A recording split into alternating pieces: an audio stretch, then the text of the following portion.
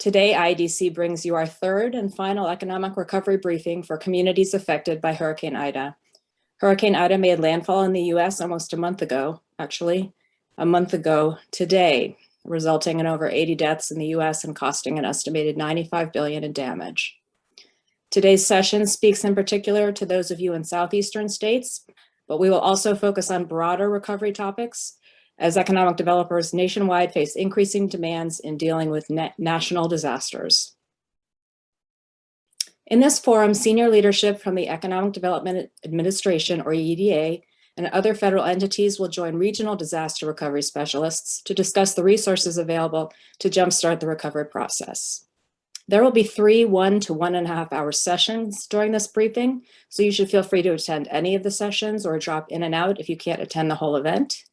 In the first session, we will be hearing from the Assistant Secretary, Alejandra Castillo, and we will be hearing as well from the Deputy Assistant Secretary for Economic Development at HUD, Robin Keegan, as well as a few additional speakers.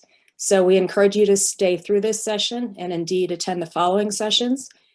Starting at about 2:30, we will have a session on federal recovery resources, and that session will feature the regional director for the Atlanta region, and that would be Mr. Phil Paradis. So I would now like to turn the podium over to Jeff Finkel, and he's the CEO and president of IEDC. Thank you very much, Frankie. It's my honor to welcome the Assistant Secretary of the Economic Development Administration. I believe I met the Assistant Secretary for the first time about 2 years ago when she spoke at our annual conference in Indianapolis, Indiana. At the time, she was heading up the YWCA organization in the United States.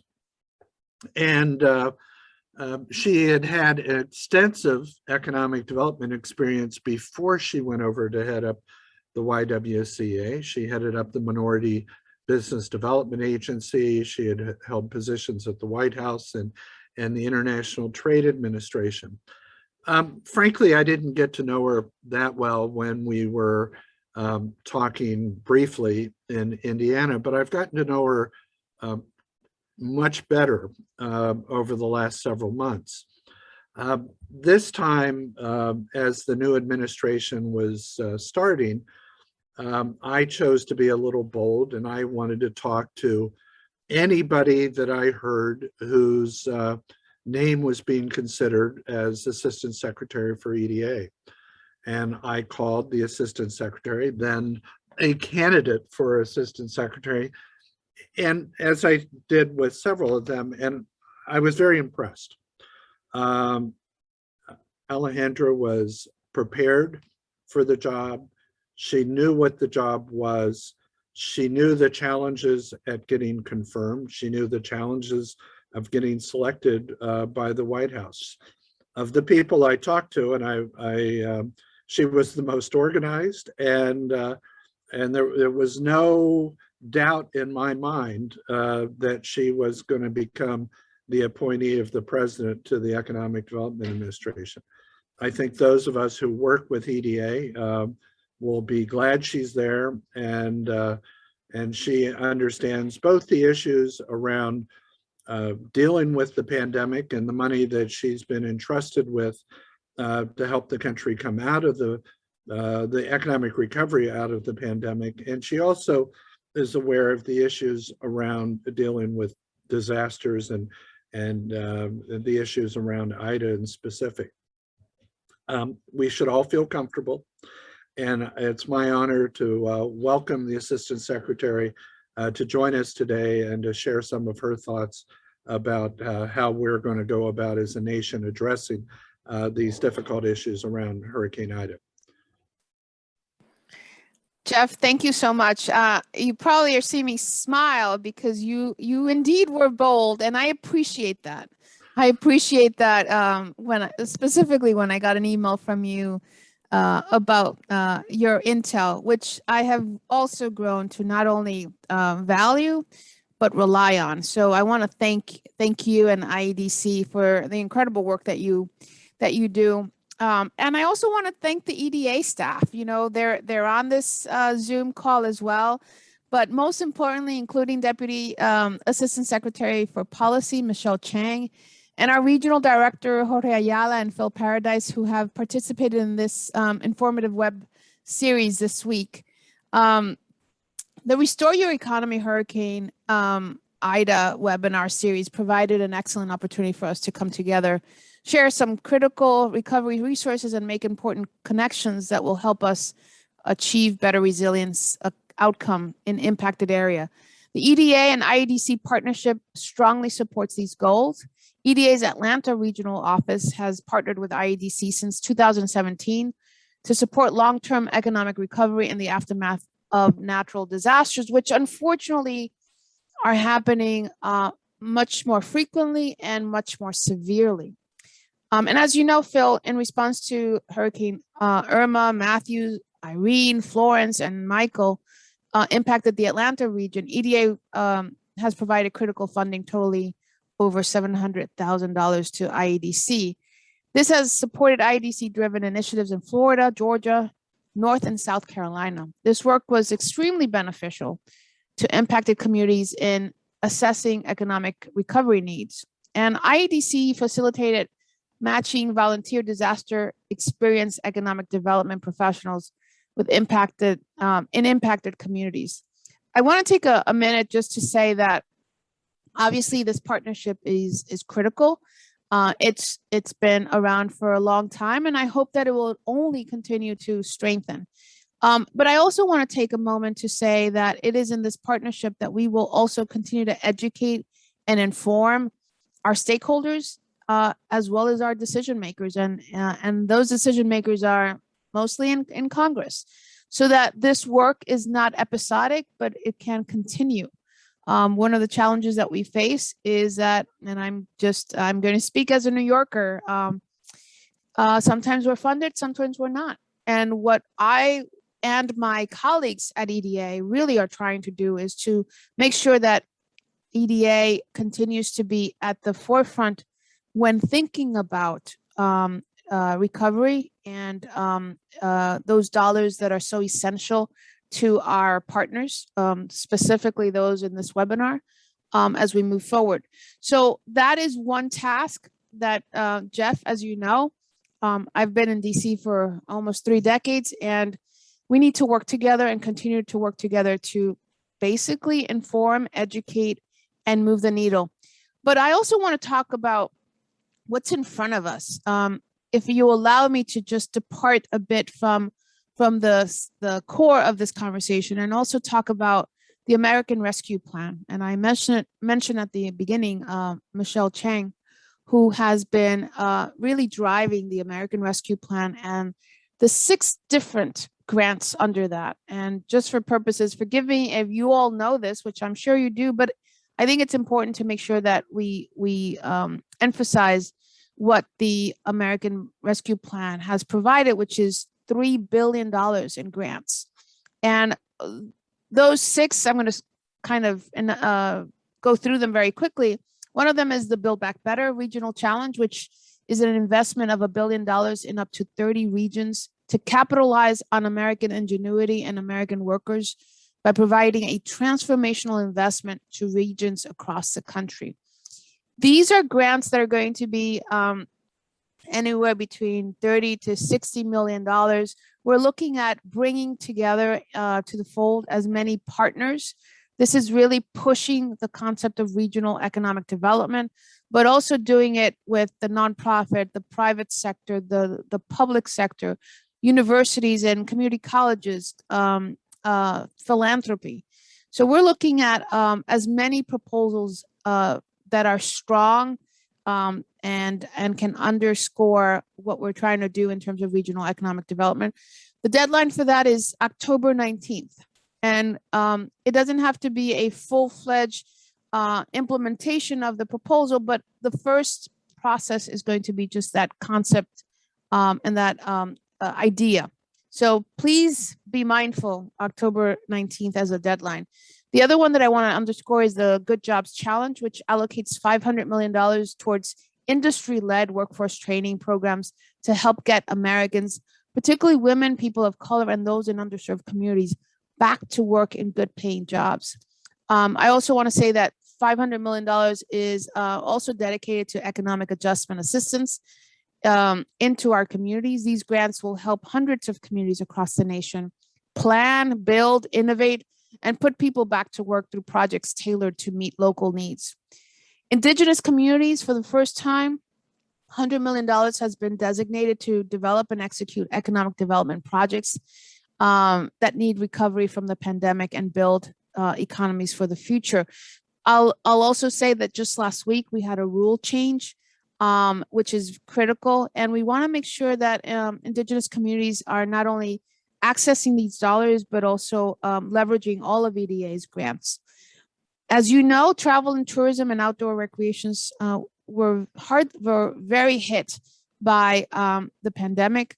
So $750 million in funding really went to focusing on revitalizing the hard-hit travel, tourism, and outdoor recreation industries and accelerating their recovery of communities.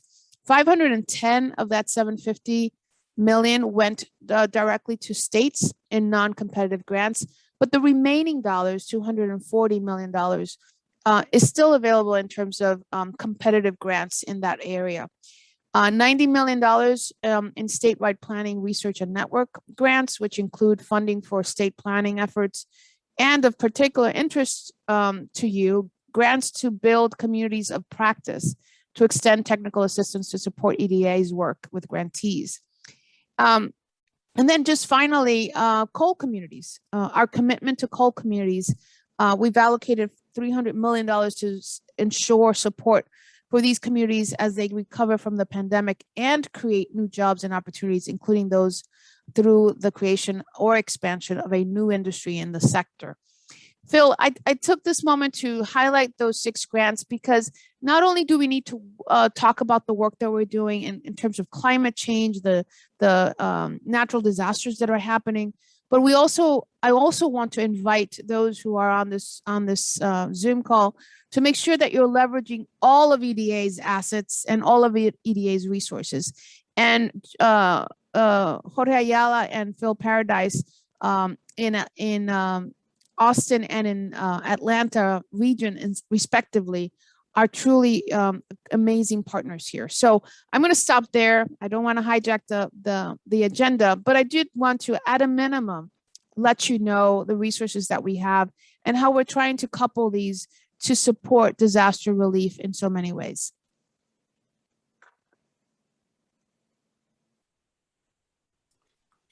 Well, on behalf of Jeff Finkel and everyone here at IDC, Alejandra, and those attending who are benefiting from that information about this historic funding opportunity that EDA is providing, we thank you very much for attending this webinar. And Frankie, if I may impose on you, we have looked at our investment strategies, and we have 7 investment priorities. If you don't mind, I'm happy to send you the link to that. But in those investment priorities, we're definitely looking at equity as a top priority for us as we consider the proposals and as we look at how we partner with various grantees to make sure that not only are we talking about equity, we're talking about rural communities, and in so many ways, really spurring as much technology innovation and what I'm calling the arc of the future as we tackle these natural disasters. So thank you very much. And if you have any questions, happy to take them, but I know that both Phil and Jorge are part of this conversation as well. If there's anybody in the audience who has any questions for the Assistant Secretary, now's your chance, and that can include the panelists. If one of you would like to probe a little bit into some of her remarks. I have put into the chat box the investment priorities, which include equity, recovery and resilience, workforce development, manufacturing, technology-based economic development, environmentally sustainable development, which I think touches on climate change, as you said, and exports and FDI.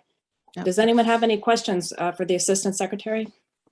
Let me just add one more thing. As many of you know, commerce is a very big department.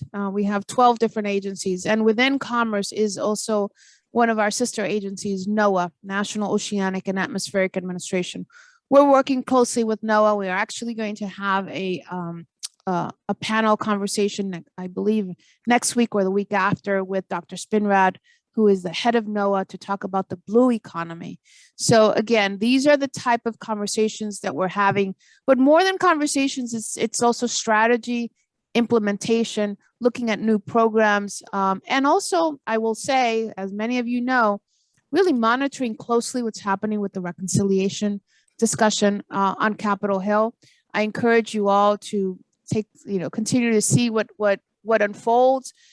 Because there will be some very important investments that the federal government is going to make in communities, in sectors, in industries that you all, I'm sure, are very involved and interested in. So many things are happening at the same time. It feels a little bit overwhelming, but one thing that I will tell you is we are monitoring very closely what's happening, because I believe that EDA really will be in a very important position to drive catalytic change and catalytic growth, which is what we need after this pandemic, as well as after these natural disasters. Thank you very much. Would you like to? Well, I was looking for a question in the chat box. I don't see one there, but I think that Secretary, we've had even more time of yours than we expected. I appreciate it very much. And, anytime. Just know that you have not only a supporter, but also an ally as we work together. So thank you very much for allowing me to speak with you today. Thank you very much.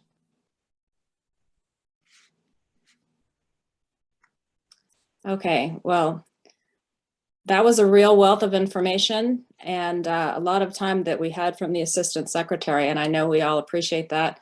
And the communities should check out the 6 NOFOs deadlines starting as soon as October 19th on Build Back Better and the investment priorities I've put in there. And the next speaker that we have with us is also very distinguished. We are quite lucky with this first panel, and that is Deputy Assistant Secretary for Economic Development at HUD, and that would be Robin Keegan.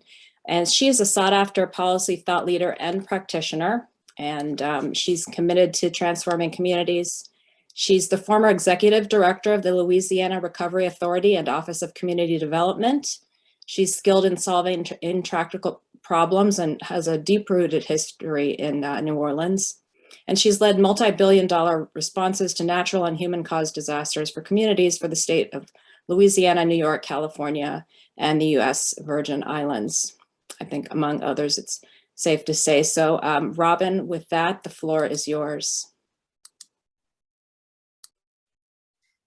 Thank you so much. I'm hopeful that everybody can hear me, but frankly, will let me know if you can't. I really appreciate the time and opportunity to speak to you today. I thank IEDC for inviting me. Really appreciative of Jeff Finkel and his team for the partnership over many, many years in the disaster recovery field and of communities that are experiencing disaster either for the first time or who have a long history in disasters but still always need this exceptional expertise that IEDC brings to the ground after these events. I'm pleased to be on this panel, obviously. Following Assistant Secretary Castillo is a great honor, but also to be on the panel with some dear friends like Rod Miller, Nikki Valente, and others throughout this day. So thank you again for the opportunity. I just wanted to talk a little bit about some of the work that HUD has been doing in response to Hurricane Ida, and then just a few thoughts about what comes next for all of us in the disaster recovery space as communities in these impacted areas are putting lives back together and supporting their economies. I wanted to just offer these comments as someone who, while I am from Louisiana, does think of New York as a second home. I've spent about a decade there, just living life, going to graduate school and doing community economic development work there, but also supporting New Jersey and New York post Superstorm Sandy.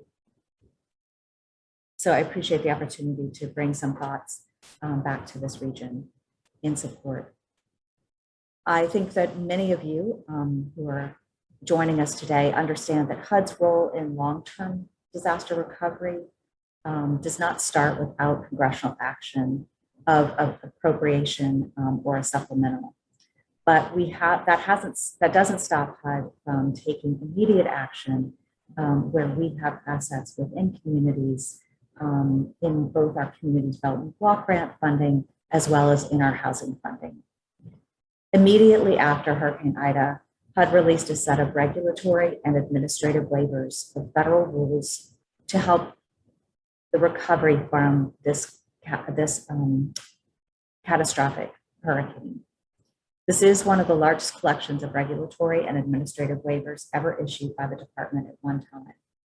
The waivers grant flexibility to governments who must rebuild affordable housing to replace that which was lost to Ida, and allows municipalities to use federal money for immediate recovery needs, like emergency shelters or food giveaways. This hurricane caused extensive damage and destruction to the housing stock in certain impacted areas. And to accelerate housing construction, HUD is suspending its normal rules to enable CDBG grantees to replace affordable housing units that were lost as a result of the hurricane and subsequent flooding. HUD's also providing immediate foreclosure relief and other assistance. And the department is also partnering with federal and state agencies to help implement disaster recovery assistance. As you know, this administration is committed to a whole of government approach, and there's a lot of coordination going on. HUD sits with EDA on the economic recovery support function led by EDA to continuously coordinate response and recovery. As you know, housing is critical to economic recovery. Housing stabilizes lives upturned by disasters, and importantly, quickly repaired housing helps to stabilize local economies. It keeps workers housed and allows households to keep their spending on necessities local. I recognize that this does not make any of this easier, but we do know that for communities in these regions, we know how important housing is. We also know how important our business community is to disaster response and recovery. We know that making sure that getting businesses back on their feet is critical to making sure that local economies can rebound. There's still so much work to help businesses pivot as a result of the pandemic that this is complicating these responses after Hurricane Ida. We also know that the business ecosystem, many of which are on the phone and joining us today, are really critical partners. And investment in business ecosystem partners, such as technical assistance providers, are really important to the critical services that they provide to businesses in the aftermath of disasters. We also know how important planning is to the disaster recovery. This is hopefully something that has been happening in your communities prior to disasters, but it definitely is an important next stage to think through where the assets are, where the resources are, and what the needs are, combining all of those in the community, from the business community and the housing community together to do the hard work of planning for the response and recovery. We know that many communities across the country have been actively using their community development block grant funding in response to COVID for exactly this type of economic development and economic planning. And we hope that that has laid the groundwork for some of the response that is needed following this natural disaster. We look forward to supporting communities that have been impacted by Ida as well as other disasters. And we look forward to being able to continue to partner with organizations like IEDC in the efforts that they do on the ground.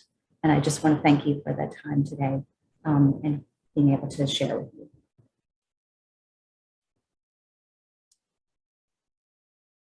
Thank you, Robin. And I think what you are saying is so critical, that HUD is able to provide resources during this time of layered disasters, where many are certainly facing the fear of eviction, and then on top of it, you have the damage, the property damage that comes from a storm like Hurricane Ida. Your Louisiana roots certainly help you tell the stories of recovery, and all of this is relevant to our audience, whoever's watching, including those states in the Southeast, such as Mississippi and Alabama, Tennessee. I didn't mention at the introduction, those in this particular region that we're targeting, but all of whom who have experienced these kinds of crises. And workforce housing is certainly something that economic developers are realizing is very, very much linked in importance to rebuilding. So thank you so much for your time and that you've spent with us today. And I now have the privilege of introducing yet two more speakers, which Robin just referred to. And the first is Rod Miller. And Rod is coming with us from Invest Puerto Rico, where he's the CEO. And Invest Puerto Rico works to promote Puerto Rico as a competitive business destination and accelerate economic development for the island. Previously, he was the CEO of Detroit Economic Growth Corporation, the public-private partnership charged with leading the economic revitalization of the city of Detroit.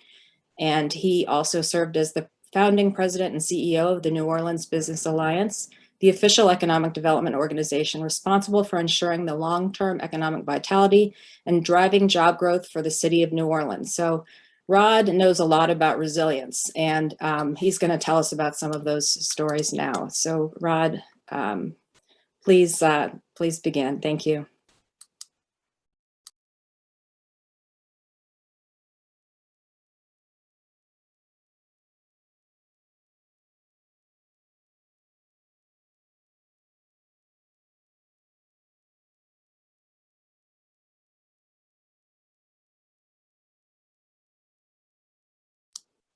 I think we're just waiting for Rod to get queued up. Can everyone hear me okay? I'm sorry. Oh, there you are. Great, great, great. And can everyone see the screen okay as well? Yes, we can see it. We just need to make it full screen. Okay, let's see if I can. Sorry about that. Here we go. Technology is our best friend and worst enemy sometimes. Let's see if we can expand that. It's doing everything but what I wanted to do. Here we go. So let's see here. I apologize. This would be just one moment more. Okay, let's see this. All right, everyone sees the full screen now? Please confirm. Not yet, Rod. You don't see the full screen. There we now. go. We do now. Yes, we do. There was just a delay. We're all set. All right. Thanks so much. Sorry about that. So really glad to share some thoughts. Hopefully this is useful. Talking about community recovery and resilience. And just before we go forward, it's really a great honor to be able to participate with the IDC and all of the speakers that are here. And really want to share how much our heart goes out to those across the country who've experienced significant damage because of these hurricanes and other natural disasters. I really wanted to focus the conversation today on a few big ideas. One is that economic shocks will happen. And in this particular case, we're talking about the results of Hurricane Ida. But there are a variety of things that can cause shocks, and really wanting to understand, the recognition that they will happen, but that these also represent an opportunity to pivot and kind of reposition in a market. And what should that really revolve around? That should really revolve around how do you make your markets more competitive in response to this and more resilient. And there's some specific actions that should be taken to really reposition the market, as well as to ensure that the market is better suited to manage these types of things as time goes on. There are a lot of causes of economic shock: mass outmigration, force majeure, over-reliance on one industry. And all of those things contribute to an economic shock. In this case, of course, we're talking about force majeure or and climate change, those sorts of things. The reality, though, is whether it's that or whether it's something else, something will happen. And as challenging as these economic shocks are, the response, I would argue, is more important in many cases than even the initial impact of the shock. Because the response really determines the long-term economic future for the community and how the future and how that economy recovers. So really want to frame this idea of recovery around two big ideas. One is competitiveness, which is the mix of factors that make a market attractive as a place to invest, as a place to live, as a place to grow, and the other being this idea of resilience. At the core of it, competitiveness, when we think about the framework with this inverted pyramid, we see that at the top of this inverted pyramid is the quality of the business environment, the state of cluster development, the sophistication of company operations and strategy in the market. These microeconomic competitiveness factors is really the space where most economic developers play.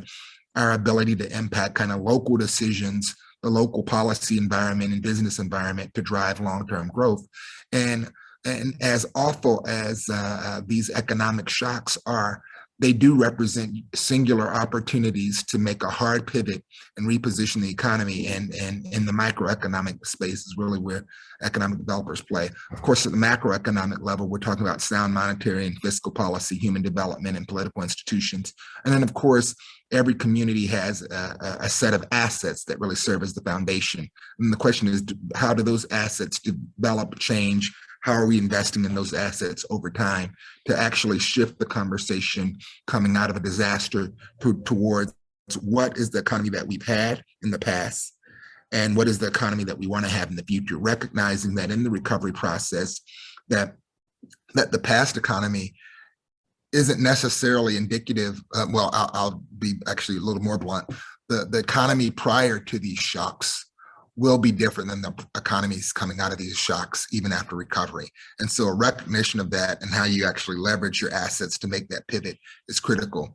At a much more granular level, when we're thinking about competitiveness, what are these 8 factors: government and fiscal policy, security and safety, infrastructure, human capital, technology, the ability to incubate businesses, and openness in terms of connectivity to global markets and environmental policy. These are the things that on a very specific level, economic developers should be thinking about. How do we rebuild? How do we reinvest in these items in such a way that get the kinds of companies we want moving forward, that we address issues, longstanding issues of equity and other disparities that may have existed in the economy prior to the economic shock occurring. And then so while we're trying to build a more competitive economy so that more companies will come, more private investment will come, public investment will be leveraged better, we also need to build a more resilient economy, which goes back to the original point of these shocks will happen.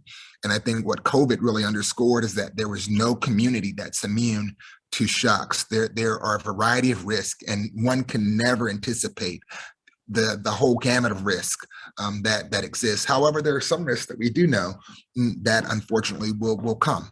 And so how do you as a community think about how you can ward against those risks coming, prepare for those risks when they happen, and figure out how do you actually get back on your feet quickly once those risks happen. That's really what economic resilience is about. So establishing economic resilience in a local regional economy requires the ability to anticipate risk, evaluate how that risk can impact key economic assets, and build a responsive capacity. One of the things that we often talk about here in Puerto Rico is that there is a muscle memory around risk. New Orleans is another place. I know that Louisiana is another place that's done it. And now, unfortunately, it's becoming more common as well in the Northeast, that there are places that have been through these shocks numerous times, and now they've developed kind of an innate capacity to say, oh, when this happens, this is what we do. And that's really what resilience is all about. And I think the more intentional communities can be in terms of building that resilient infrastructure in the recovery process, the stronger they will be. Economic resilience can be strengthened by implementing policy aimed at mitigating both the risk and consequences. So what are your homegrown vulnerabilities and risk?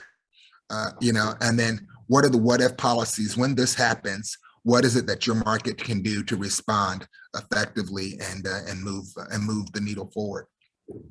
So let's talk about responses. How to respond?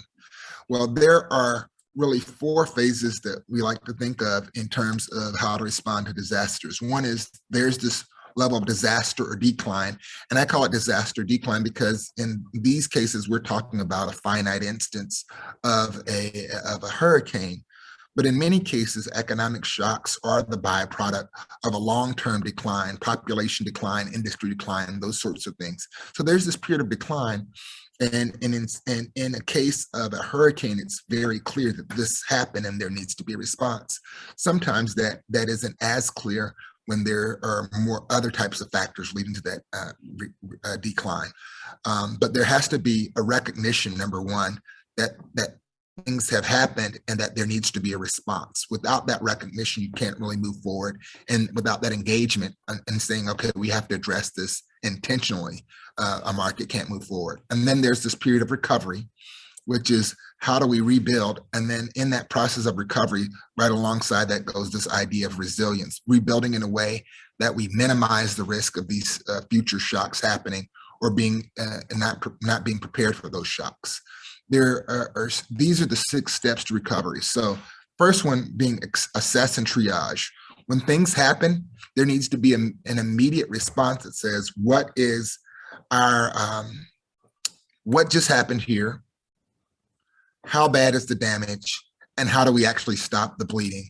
Whether that's, in terms of physical bleeding, in terms of people's lives and those risks, or how is it that we make sure that, our local economic base doesn't run away because they don't know what our next steps are, that they don't feel safe.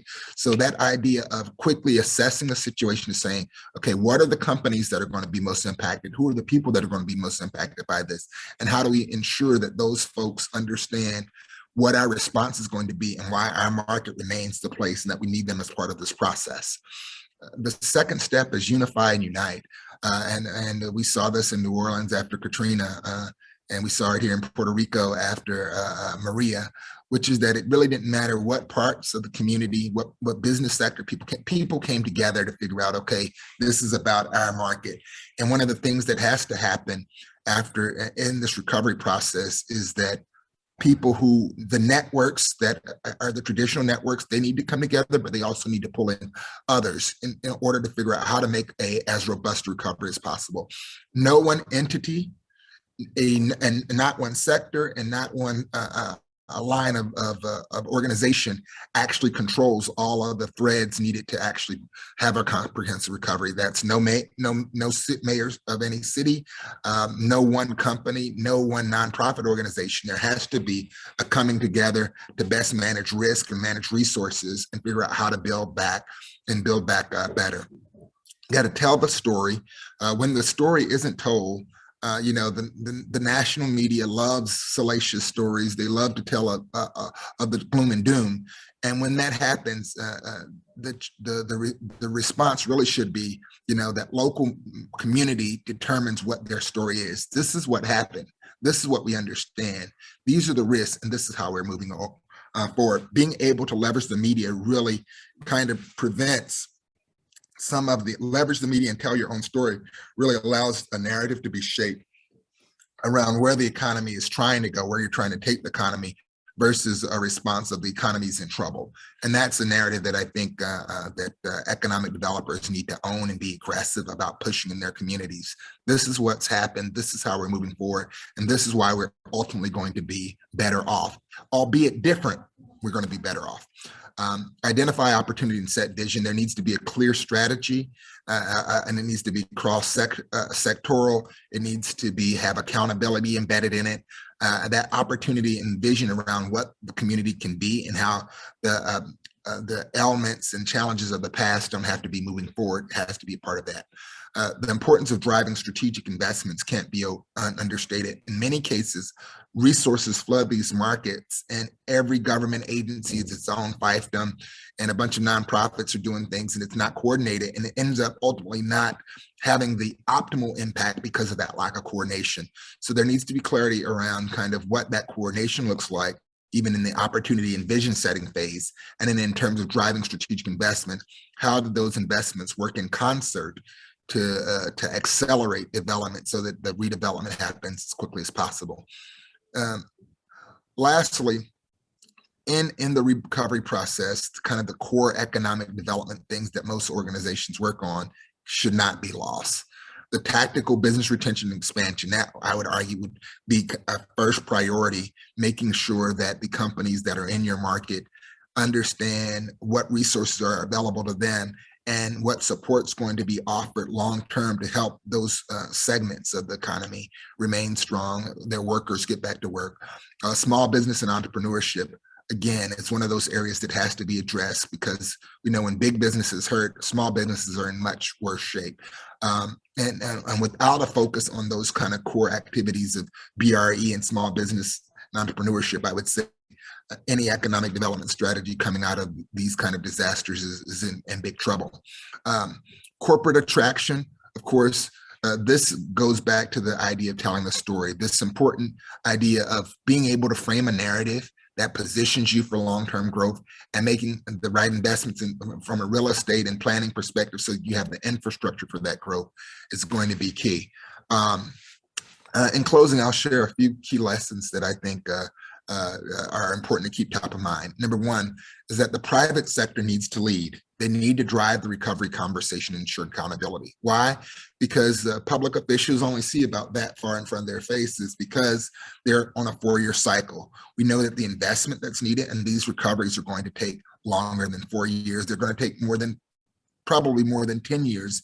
In most cases, you're probably looking at a 15 to 20 year recovery cycle. So the private sector has that kind of time frame in terms of being in a position of leadership, and you want the private sector to drive this. The public sector, however, must ensure that spending priorities are clearly defined, coordinated, and integrated because much of the money is coming through the public sphere. The public sector also needs to ensure that the idea of equity is embedded throughout. Most of our communities have serious issues of equity and serious issues of access to opportunity. And in the recovery process such as this, there are big opportunity to fix some of those ills. Resilience needs to be embedded throughout the recovery. It's not a question of if a shock will come again, but the question is when. And so having an eye towards that is key. And then the market will recover differently than it was before. And that's difficult because most of us love some element of our economy and we think, well, when it comes back, we need to make sure it's just like this or it's just like that. Unfortunately, it's not going to be just like it was before. But that doesn't mean it's going to be worse. It's going to be different. But I think being intentional about what differences you want to happen in the recovery process, leveraging policy tools, program tools, leveraging the global network that you have to make that come to reality is important. And then lastly, recovery is a marathon, not a sprint. Thank you, and I'd be glad to take any questions.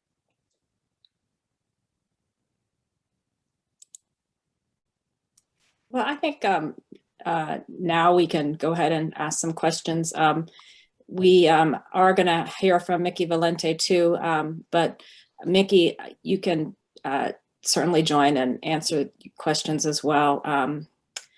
I'm really glad that you're here to represent the private sector and how important that role is, Rod, since we've been hearing from folks from HUD and from EDA. And getting back to the community level, which I know that we're going to hear about from Mickey, just as a starting point, I was wondering what you believe is the most common mistake that communities are making in their economic recovery efforts, and how can you course correct? how they should be, if you see a mistake over and over again?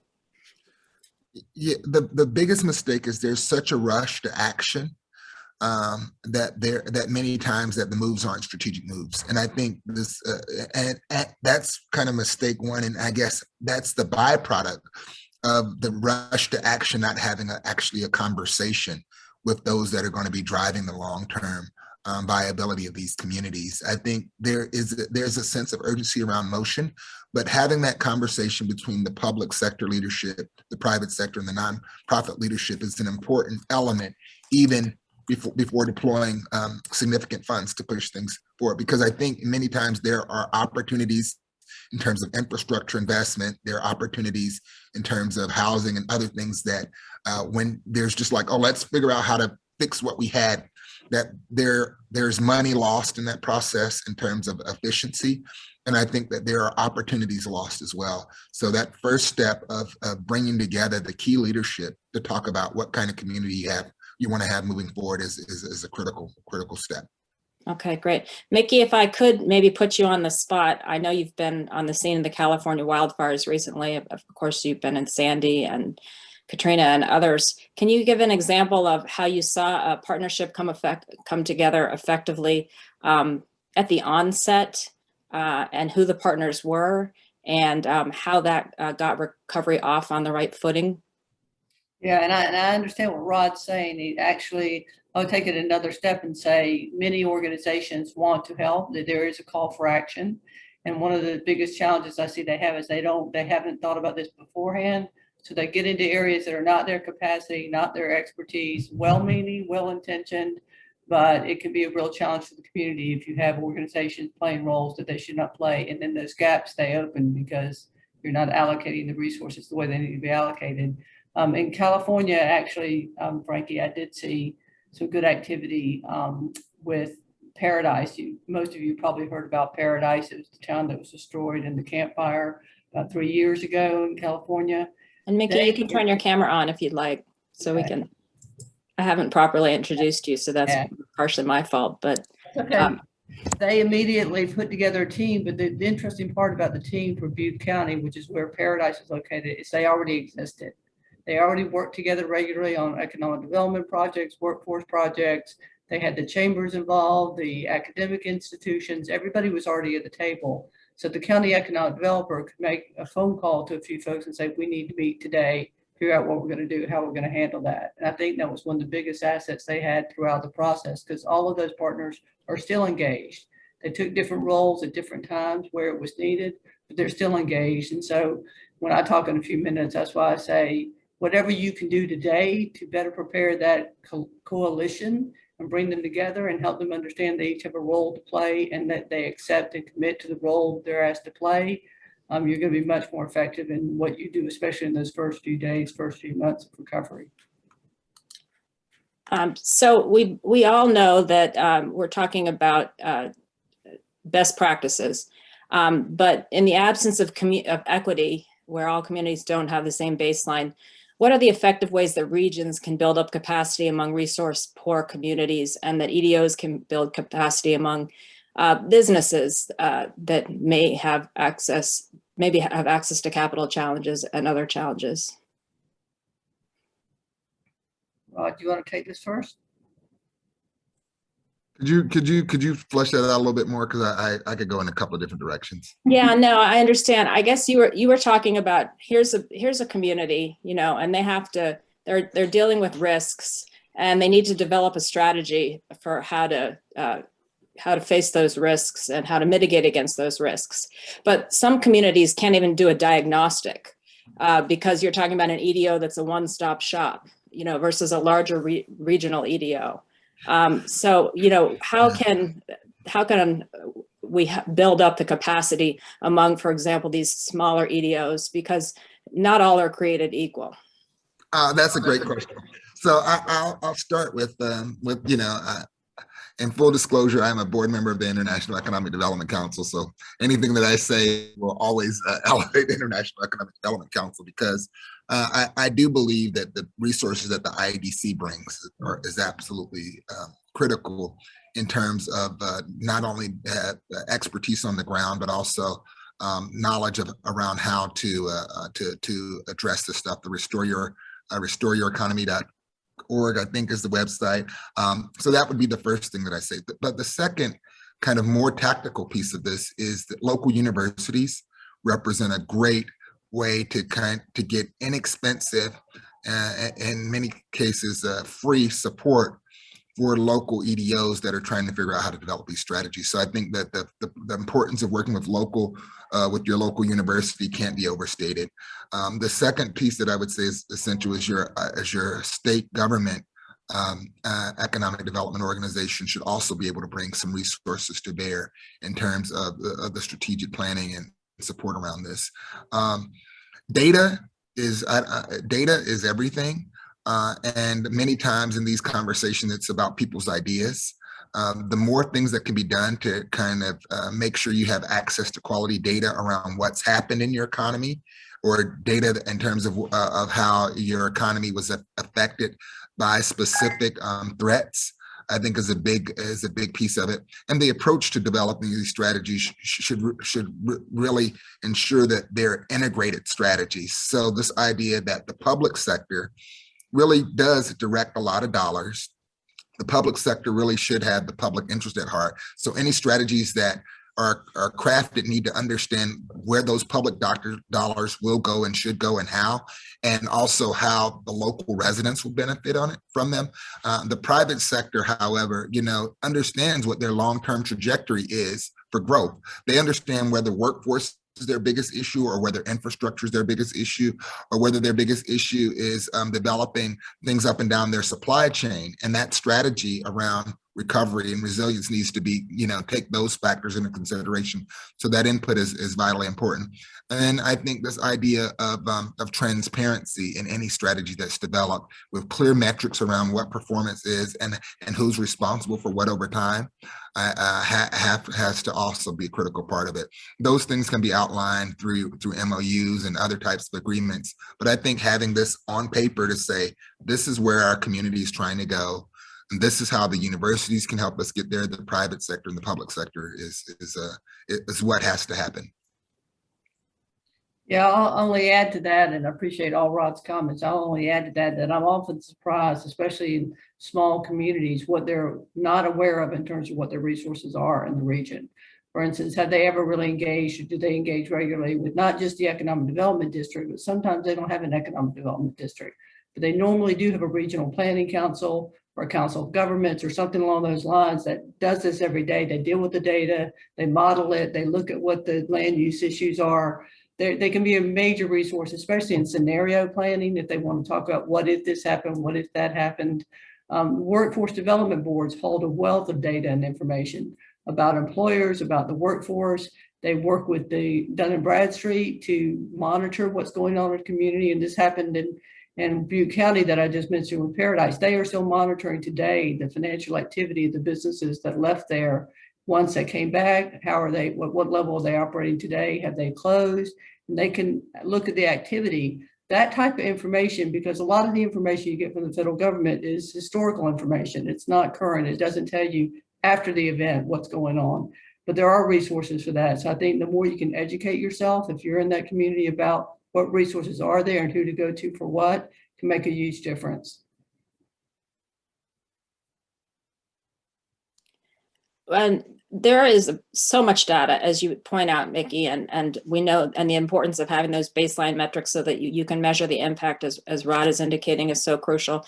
But again, do we have the ability, do these communities have the ability to take in that data and affect change with that data and analyze that data? And or are there resources available are you seeing positive movement in terms of more disaster recovery coordinators and more people dedicated to the tasks involved in recovery? Well, EDA obviously is an organization that funds a good bit of that after disaster, is to bring in recovery strategists and coordinators, but they too have to go somewhere for the data, right? They don't have it all within their head of what actually happened in that community. And sometimes they come from outside the community. So what Rod mentioned about the universities, university centers, they don't have to be in your neighborhood. If there's a university center in your state, you can access as a resource from EDA funding. They have those resource centers there for just this type of purpose.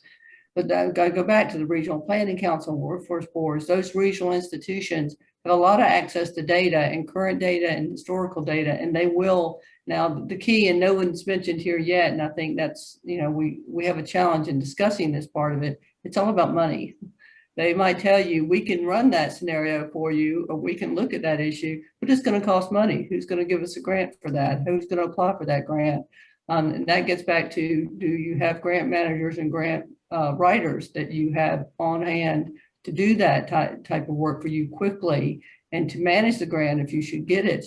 Should you be lucky enough? And I've seen communities in that situation. Well, we got the grant, but now what do? We've never managed this much money before. We don't know how HUD works and how to adhere to all HUD's rules. So those are the types of things you need to be engaging with the academic institutions and others to say, we know this is going to be a need, a capacity need. How can you help us get ready for that?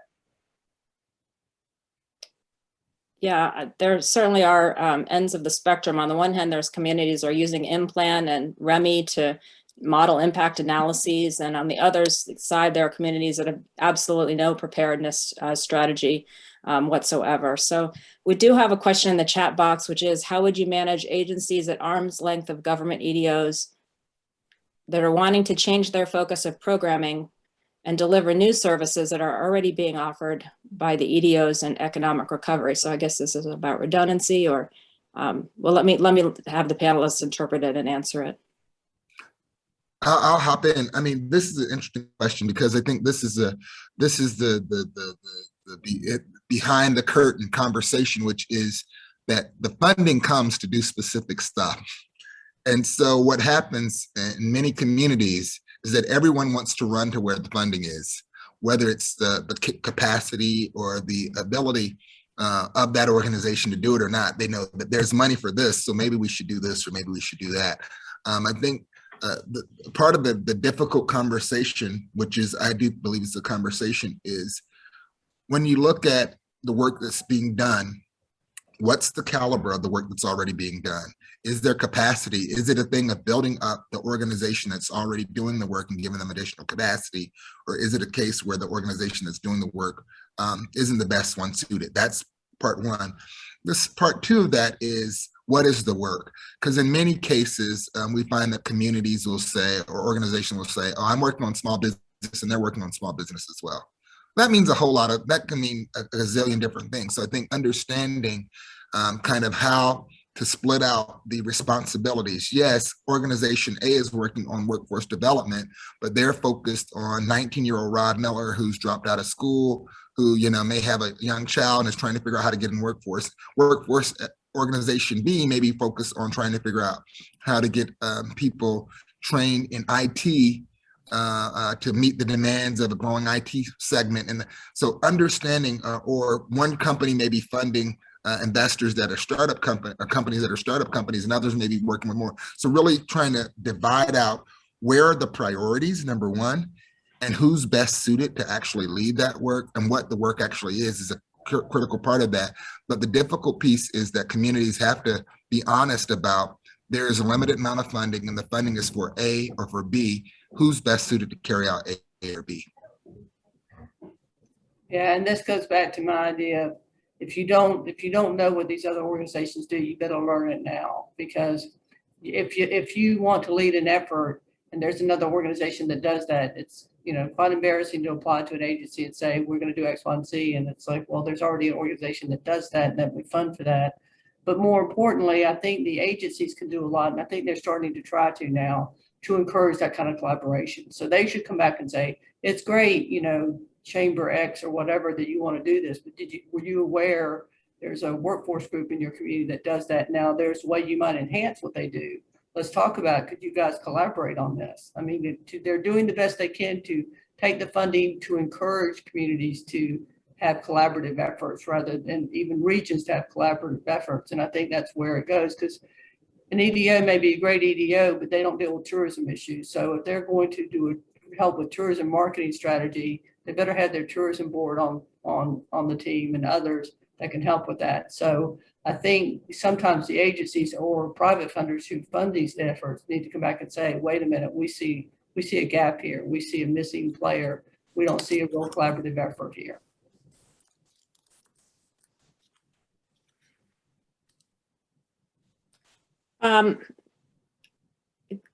Thinking about the micro macro model, structural model that Rod had, he talked about how when you have a crisis, it's a potential time to reinvent or to have a different lens on your particular community. But thinking, at large, having faced COVID and having faced wildfires and having faced some hurricanes this year, a whole confluence of disasters, are there kind of meta issues right now that communities should be thinking about when they think about their recovery plans that have emerged as a result of these disasters?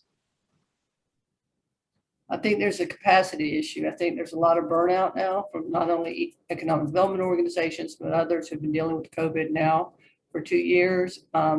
They've had to get into areas that they were not as familiar with. And EDA even mentioned how they're funding tourism and workforce programs now. That's not something EDA normally does. Even the federal agencies are being asked to go stretch beyond their normal capacity and comfort level.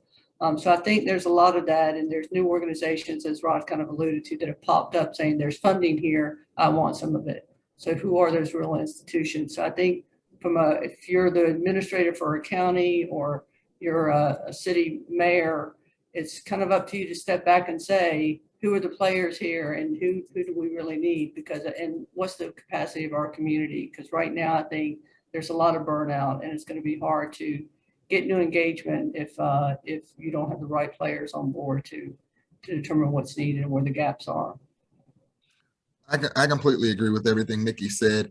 I would only add, in terms of kind of some big trends that represent opportunities right now, is this focus on environmental technologies. We're seeing a lot of investment in environmental technologies to respond to some of these disasters and some of these environmental climate issues. So I think that's a sector where there's a lot of opportunity. We know the supply chain issues raised by COVID. There's a push for a lot of pharmaceutical medical device type companies to reconsider nearshoring or other operations stateside. The question of remote work and what it means for rural communities and what it means for smaller communities where, for those that are not, and what it means for major cities, people can work from anywhere and they're choosing to do that. And so I don't know what that means in terms of population growth for smaller communities or population risk for larger communities. People seek out different opportunities, but I think these are all things that communities should be proactively thinking about how they posture around and how do they position themselves in an economy that's going to be very different than anything that we've seen in the past. Well, and how that all affects commercial real estate and how that affects the tax base. Housing was a huge issue in many communities before COVID. So now more people working from home, where are they going to be working from and how far out are they going to have to go to do that work? It's monumental, and it applies to rural communities as well as metropolitan communities. Yeah, and I think a lot of what you're saying is reflected back to what Assistant Secretary Castillo was referring to when for example, talked about the investment priorities, which included environmental sustainability and included equity, for example, and had a whole NOFO on tourism, right, which EDA hasn't historically been as involved in that area. So indeed, it seems there's creep into areas that are now components that we realize are absolutely essential for us to consider in the grand scope of economic development, like, for example, climate change. So I guess my final question would be one that I heard Jeff ask the Secretary Pearson a couple of days ago, which was, so everybody's talking about building back better, but do we also need to consider building back differently, like not just building back the same foundation and strengthening it, but maybe building something even different? And I think he gave a specific example of building in a floodplain, and that's a micro example. Building in a potential flood and threatened area, and that's a micro example. But just in general, do we want to build an economy that looks different moving forward? I think we have to.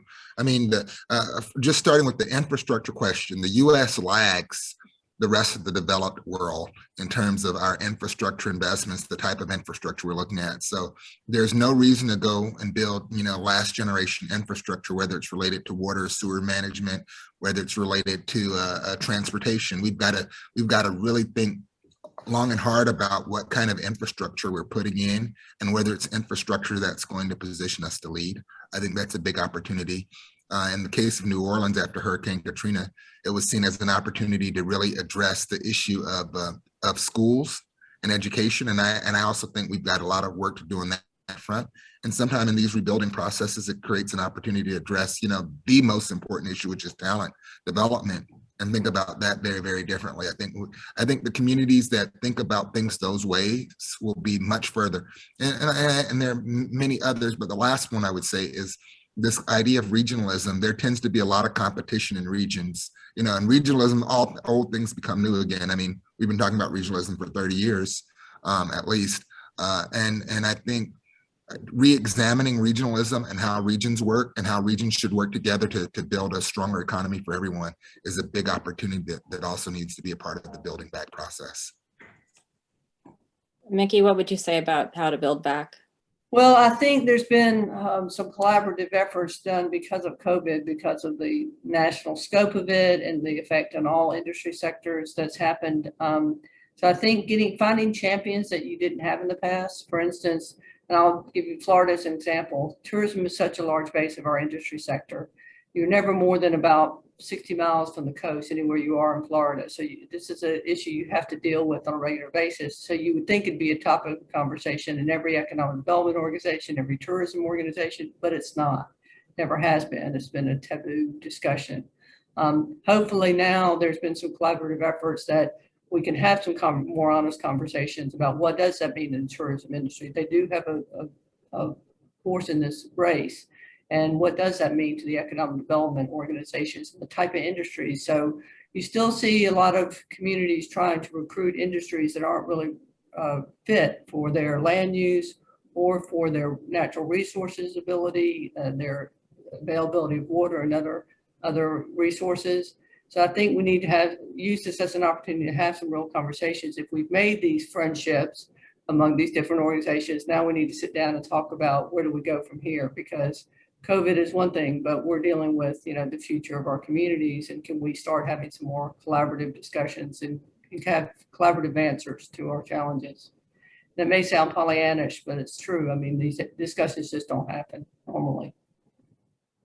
Okay, well, thank you both for that question and answer period. Just seemed like the right time to do it when Rod went ahead and offered. And I would like to now invite Mickey to present her portion of the program.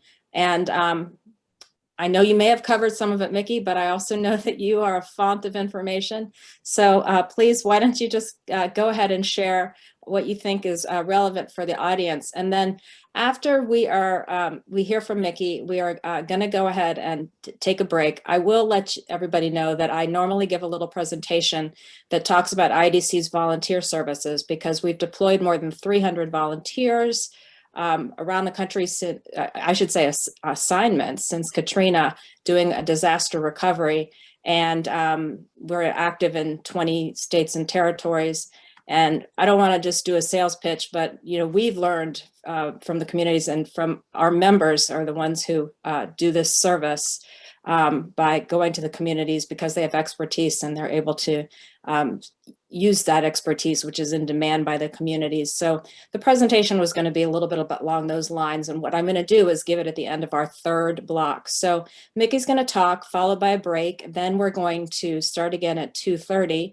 And at that time, we're going to have Regional Director Phil Paradis from the EDA, and we're going to have guests from SBA and FEMA. So That's just a little preview. We will also be having some case studies in the third segment from Florida and New Orleans. Mickey, please, the floor is yours. Thank you. And thank you to IDC, as Rod said. I mean, you all have gotten me involved, and I've met a lot of the speakers here and some of the participants here through IDC and through functions that you all have sponsored. So I really appreciate the opportunity to speak today. I'm doing this presentation more from the perspective of, and Frankie, I don't know if we have my slides or not. Okay, great. From the perspective of a local economic developer, local organization. So if we start this and we think about, if I asked you who owns response in your community, whether it be hurricanes or fire or whatever, who owns response? In California, they'd probably tell you California Fire, local emergency management, and in Florida, where we have hurricanes and where you all are in some of the areas I know I have visited and worked in because of hurricanes and storms that have come in, you would talk about emergency management and disaster debris folks and those who own that kind of response mode, those who get the resources out to the community quickly, the water, the food, whatever the needs may be. If I asked you who owns recovery, I don't know if I would get that simple an answer, because the challenge is we all own recovery. There's some of those that are more inclined, like EDOs and workforce boards and others who have that relationship with the community that can be better conveners and marketers and bring collaborators to bring different partners together, but we all own it. But I know when I first got into this world myself in Florida in 2004 and 5, when we had, I think it was 8 major hurricanes in 14 months, I was working for state economic development. So I had to learn this kind of as I was on the road working with our local economic developers and their partners and determining what can we do for business recovery. And emergency management at that time would tell you there were phases of disasters, and that the phases were preparedness, response, recovery, and then mitigation. You're mitigating against the next thing or what you saw the results were in this event, and you're going to mitigate against any future similar results in the future. But it really is a continuum, and I don't know if our FEMA representative today will share with you. They actually have a model that shows that continuum in terms of how all these phases overlap, and you're really constantly working on all of them if you think about it that way. So anything you do now to prepare, we've been talking a lot about preparedness and response activities, affects recovery, and you're laying the groundwork today, whether you've had an event in the last year, in the last 10 years, you're laying the groundwork on whatever you're doing in economic development or with immediate resources and to build the foundation for recovery. So if you're an economic development organization and you're doing business recruitment and retention programs and you're recruiting maybe even new industries to your area and you're looking at how the land use is affecting what you can do in economic development and who you can recruit to your area, you're doing economic recovery, because anything you do today will affect what can be done in recovery and what can't be done in recovery if you should have an event. So think about it that way, that every relationship you have can be important to facing, whether it be a shock event like a hurricane, like you all have experienced many of, and Ida certainly is an example of for many of you, or it could be a systemic event. It could be a base closure. It could be a plant closure. It could be major industry shutting down or having supply chain challenges. So just think about it from that. I kind of encourage you to think about it from that perspective. Next slide, please. So, and Rod mentioned a few of these as well in his presentation, I think, and Robin may have even mentioned a few as well. The assessment for the impact sounds easy, but we know it's not, because there's not a lot of information readily available right after the event happens, and a shock event, especially such as a hurricane or a wildfire. You may know a town's wiped out, but you don't know necessarily who was there, how many people they employed, where did those folks go? How are you going to contact them? How are you going to help them get back into jobs, whether it be in that same business or somewhere in the community, so you keep them as residents? So you're dealing with response. There's a lot of historical data, as we just mentioned in our Q&A, but there isn't a lot of information that's available for actually measuring the impact. So I mentioned a few of them. One of them might be your regional planning council that may have some information and planning tools that you can use. There may be your small business development centers, your chambers can play a big role if you build a recovery team, and I'll mention this a few times. Build an economic recovery team so you're anticipating who the players need to be and what they need to be doing. So if you built that team, as Butte County had done in my example in California, and that was where Paradise is located, they already had the players. So they knew that SBDCs would be helping get the SBA loan programs out. And in the process of doing that, they're identifying who needs a loan, who's turning down a loan, who isn't qualified for a loan. So that tells you a lot about your makeup of your infrastructure business right there, just by some of these programs that are put out there to assist businesses and who can take them and who doesn't take them. Then you've got your capacity of your workforce is another I want to mention, because D&B, Dun & Bradstreet, and others, and they work with other entities to develop a picture of a community, and they do it by employers and the number of employees and the type of business activity they have. So they are actually tracking, you may be unaware of this, but they are actually tracking what's happened to these businesses. And they're still in Paradise today tracking where those businesses are 3 years later, which ones have come back, where did the workforce go? So if you don't understand that your workforce board can do a lot to help you understand the impact, you need to be engaging with them and talking to them about this prospect. Capacity is another challenge that many communities have, because you just don't, as Frankie mentioned a few times, you don't have the organizational capacity or don't have the technical assistance you need to either address the activities you think need to be addressed or to make judgments based on the data that you're getting in. There are many ways you can look at this, but EDA has done a great job after disasters, particularly in helping communities build capacity in terms of hiring disaster recovery coordinators and strategists, bringing technical assistance. Many of the federal agencies, if you're federally declared events such as IDA, will come in with technical assistance. So even agencies like EPA, not only do they have funding, but they have a vast amount of technical assistance that they can bring to the table to help you think through what the answers are, regardless of who's funding those recovery efforts. You need the technical assistance to help you give the expertise to that decision-making and to your leadership that you may not have in-house every day in your community.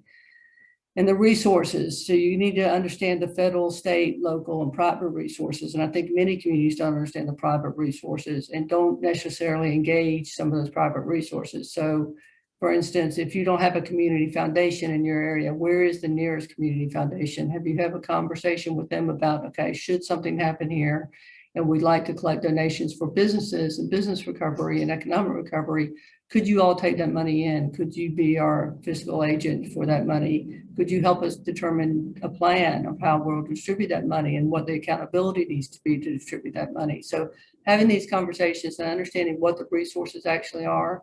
I'm also often surprised by the lack of knowledge of state resources that may exist in your community or for your state. And you know, EDOs who have not had that conversation with their state agencies about should something happen, what role could you play to support our recovery, or what role would you be likely to play? Let's talk about that. Next slide, please.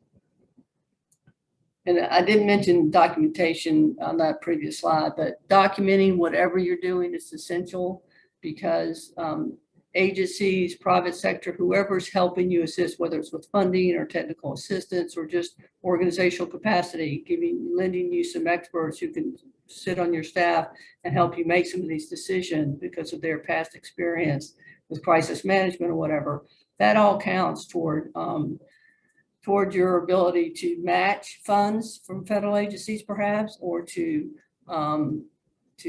build capacity in your local area. So documenting whatever you do. And I had this happen with me in economic development. When you're put in a situation where you have to lead an effort in recovery or whatever, not knowing what's been done in the past, you know, there's been events in the past or shocks in the past, but you don't know what worked, what didn't work. Document that for the future. You may not be there the next time an event happens, but there will be someone who will greatly appreciate what you documented and what you left behind to help guide them on what steps they need to take.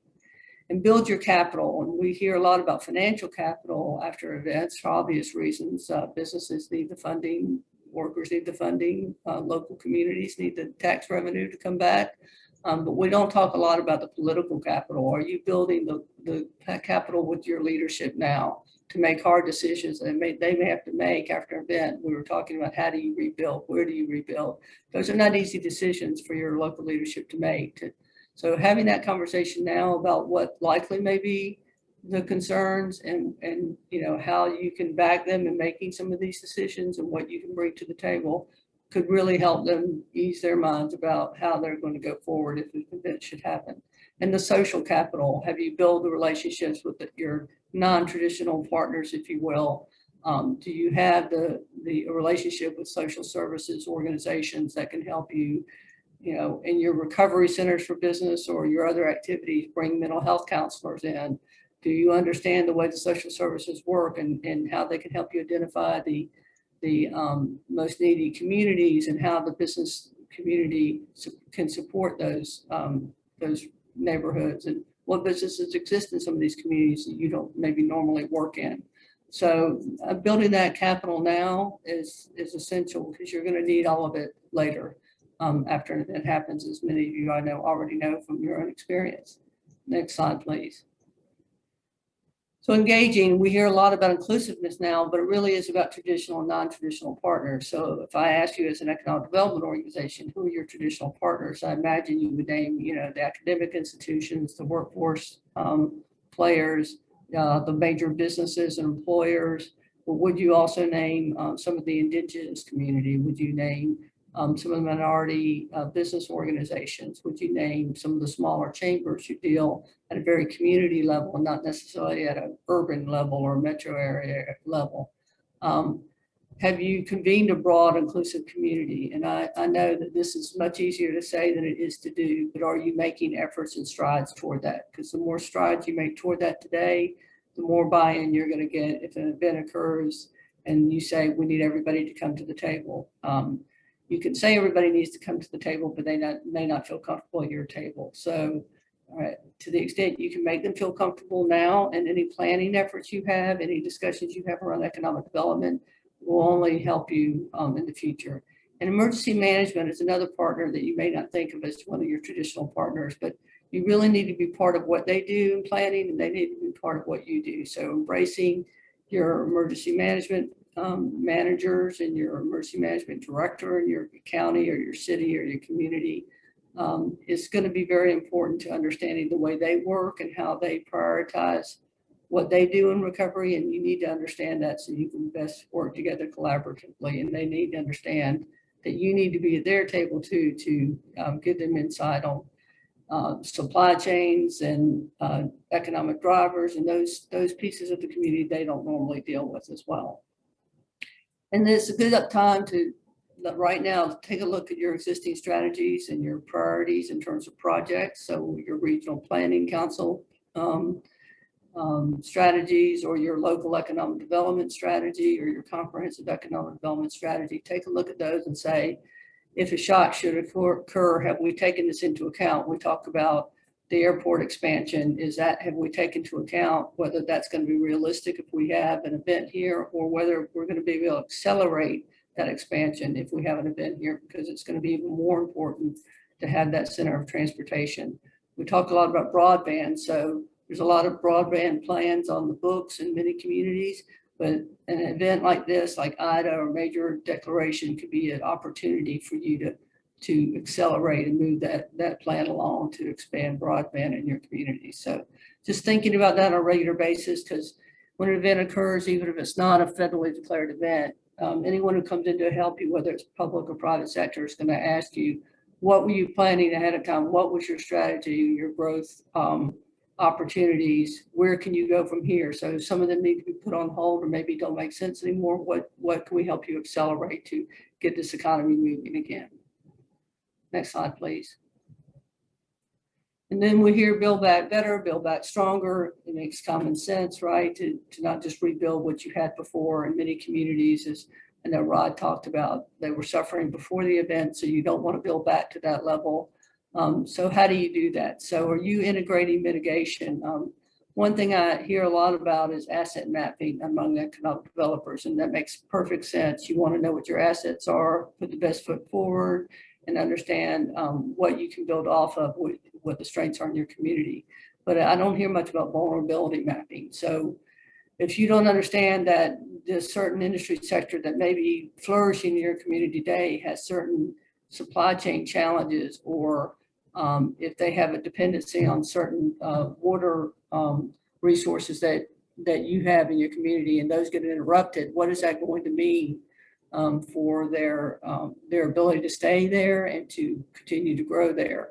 So understanding what the vulnerabilities are of your industry sectors is very important. And most, if they're a major employer, they likely have someone on their staff that's a continuity planner, a contingency planner for them.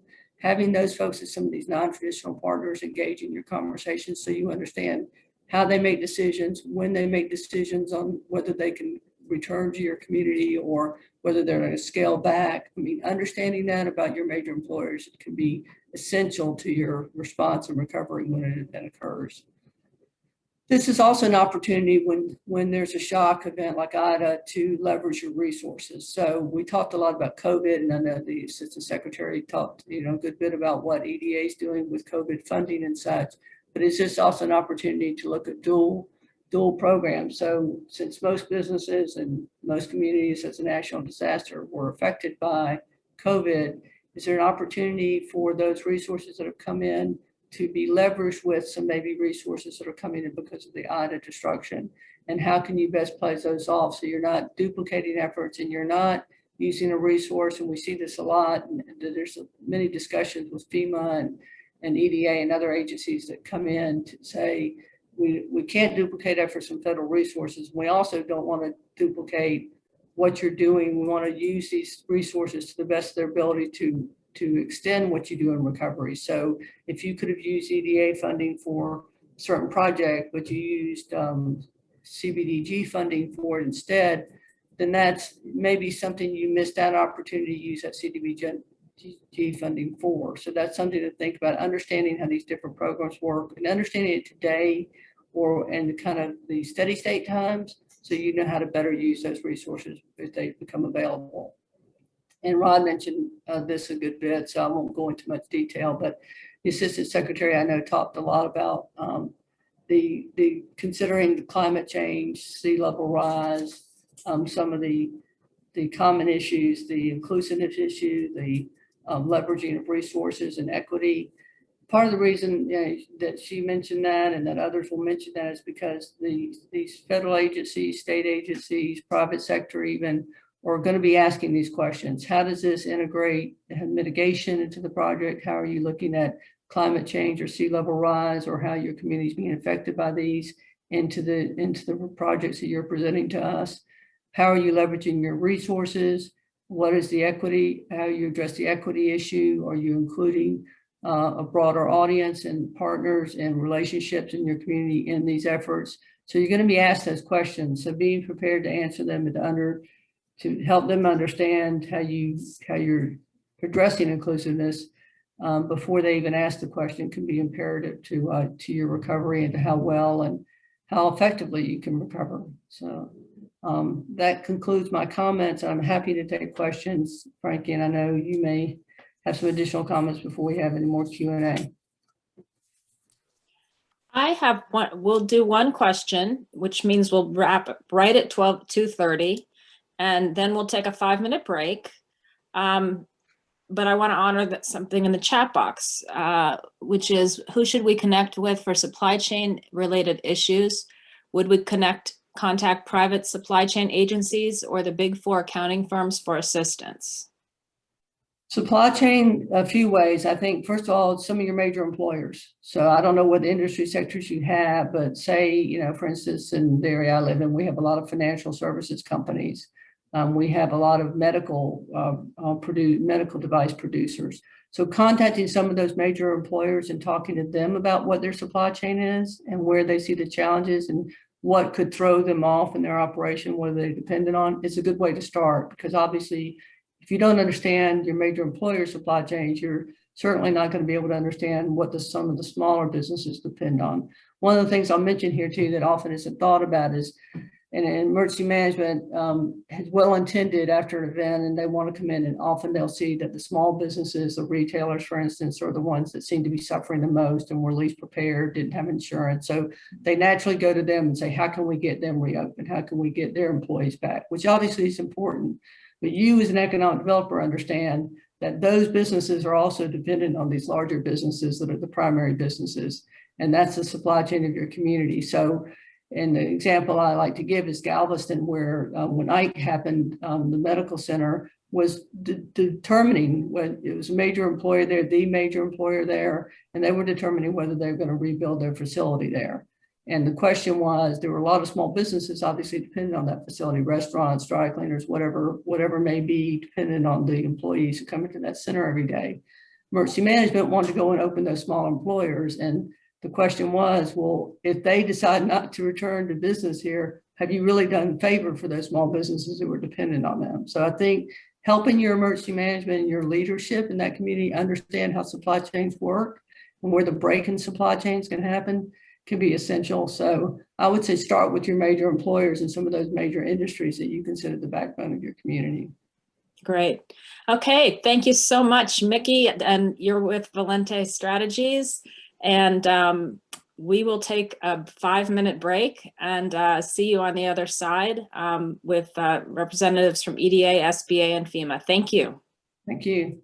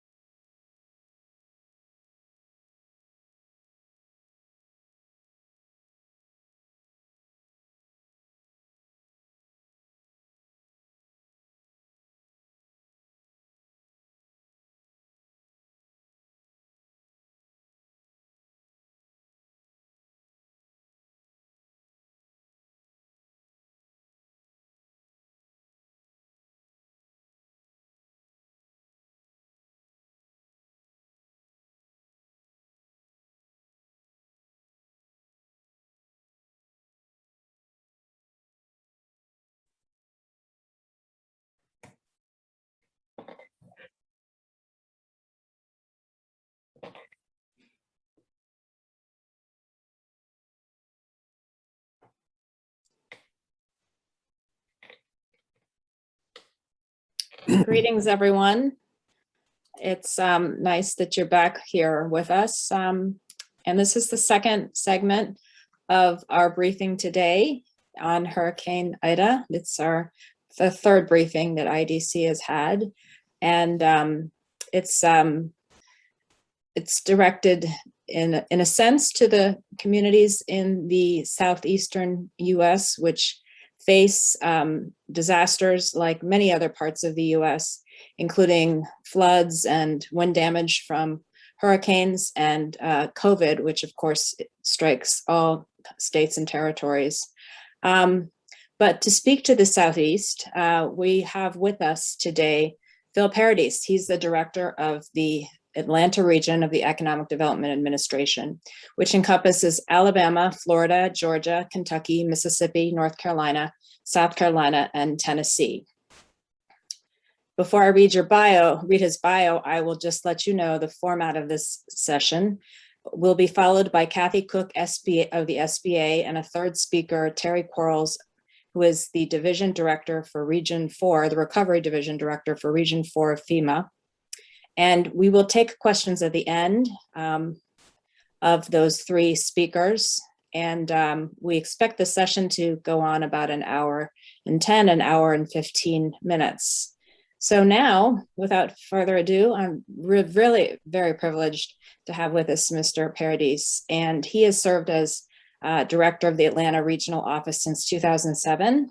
And serving the 8-state Southeast region, he manages a staff dedicated to facilitating regional innovation and entrepreneurship for competitiveness in the 21st century economy. His prior service with EDA includes an appointment as acting Deputy Assistant Secretary for Regional Affairs, where he managed EDA's 6 regional offices and the Performance and National Programs Division. He's a native of Atlanta, graduate of Georgia Tech, and holds an MBA in finance from Georgia State University. So Phil, we're pleased to have you here and the floor is yours.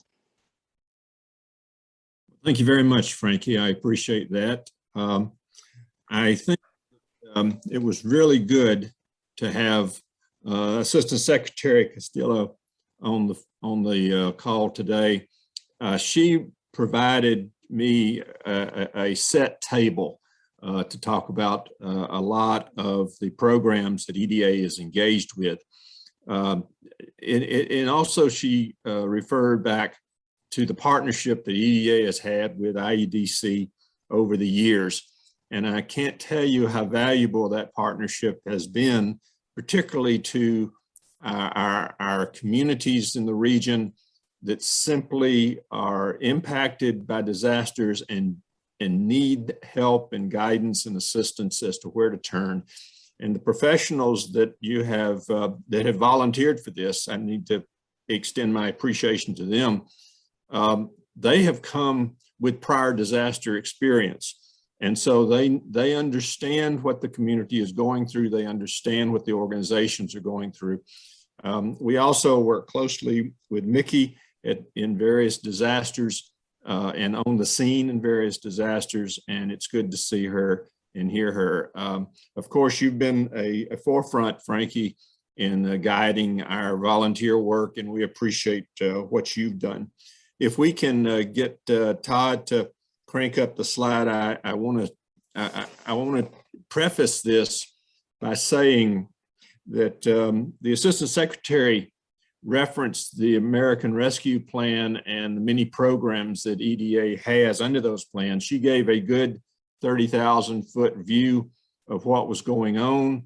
I'm going to dig a little deeper. I may take you down to about the 10,000 foot view, and that will and give you some guidance and direction as to where to go for the details. I know many of you, because these have been out now for a month or two, are working heavily on these particular programs to submit applications. And I want to give you a little bit of insight here and also make note that EDA does a lot of webinars in support of these programs. They're recorded, they're available on our website. And we have another webinar coming up, I believe this Friday, relative to the Build Back Better program. And I urge you to engage our website for details. I'll probably say that several times during this presentation. It's a fountain of knowledge, and these are new programs, and we also have staff available to contact that can support your questions as they evolve. So I'm going to mix in with the discussion here of the American Rescue Plan Act, or ARPA as we call it, with comments and relative to EDA's disaster work. I was delighted to hear from Rod earlier and Mickey in that conversation. So much of what they said is on topic and on point.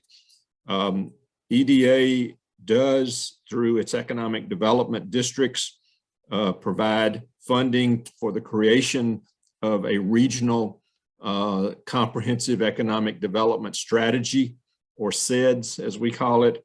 What we ask the regions to do is to engage in the various economic interests within their region. This is the private sector piece, and Rod was exactly right. You got to have the private sector piece in there as you develop your vision statements, your action plans, and your overall comprehensive economic development plan. It is basically a view towards the future that should take into consideration resilient steps and measures in the event that there is a significant disaster or dislocation in that region. And the question then becomes, where do you go? Where do you want to go? What are the next logical pieces to put in place? And who has responsibility for the action of putting those in place, just as Mickey noted earlier. So let's progress here. Next. EDA has such flexibility in its programs that it can address any of the areas on this particular pyramid that leads to a resilient region, from the basic infrastructure all the way up to more innovative processes involving universities, incubators, accelerators, funding access, capital funding access for for-profit businesses. While we do not make and are not allowed to make grants directly to businesses or individuals, it's not authorized by Congress for us to do that. We can make grants that do support through lending procedures, revolving loan funds, grants to small, not grants, but loans to small businesses in support of their capital needs. But basically, we can function anywhere in this continuum of economic development through our very, very flexible programs. Next. The Assistant Secretary mentioned to you briefly equity as an investment priority. These are the 7 investment priorities that we have for this administration at this time. They may be expanded later. Please note, and I urge you to note, that for any disaster recovery environment, we're looking at aligning with resilience in our applications, mitigations, resilience, recovery as part of that.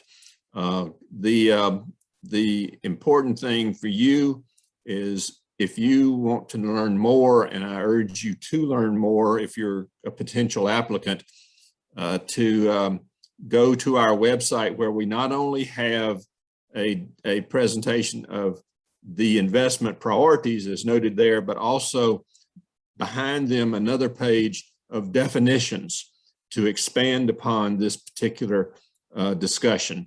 We're going to talk about equity a lot today. The pursuit of equity in underserved communities is a major priority for this administration, and one that we are incorporating within our application process. Next slide.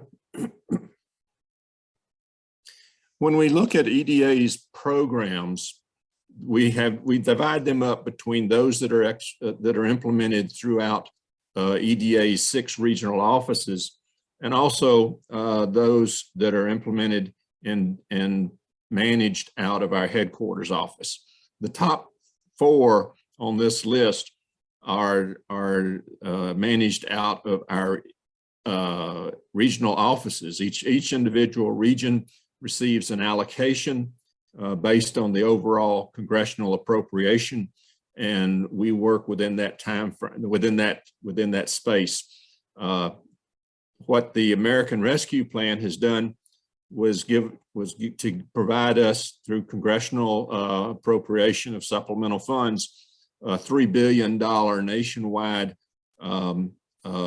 funding for specific activities covered through the various NOFOs that Alejandra Castillo referenced. We're going to take a little deeper dive in that, but I want you to be aware that the Economic Adjustment Assistance Program that's noted in this slide is where that funding is directed by Congress. That is our most flexible program. It allows us to do both construction and non-construction projects, and within that framework are the 6 NOFOs and the larger amount of dollars available through EDA at this particular time. And since COVID is a nationwide disaster event declared, all counties have eligibility, meet eligibility requirements at this point in time. All cities meet eligibility, all areas meet eligibility requirements. But we'll talk about eligibility a little bit in a moment. Our Public Works program is typically our larger funded regular program under the regular budget. Keep in mind, we're waiting on decisions relative to the continuing resolution and how our budget will lay out for the coming year.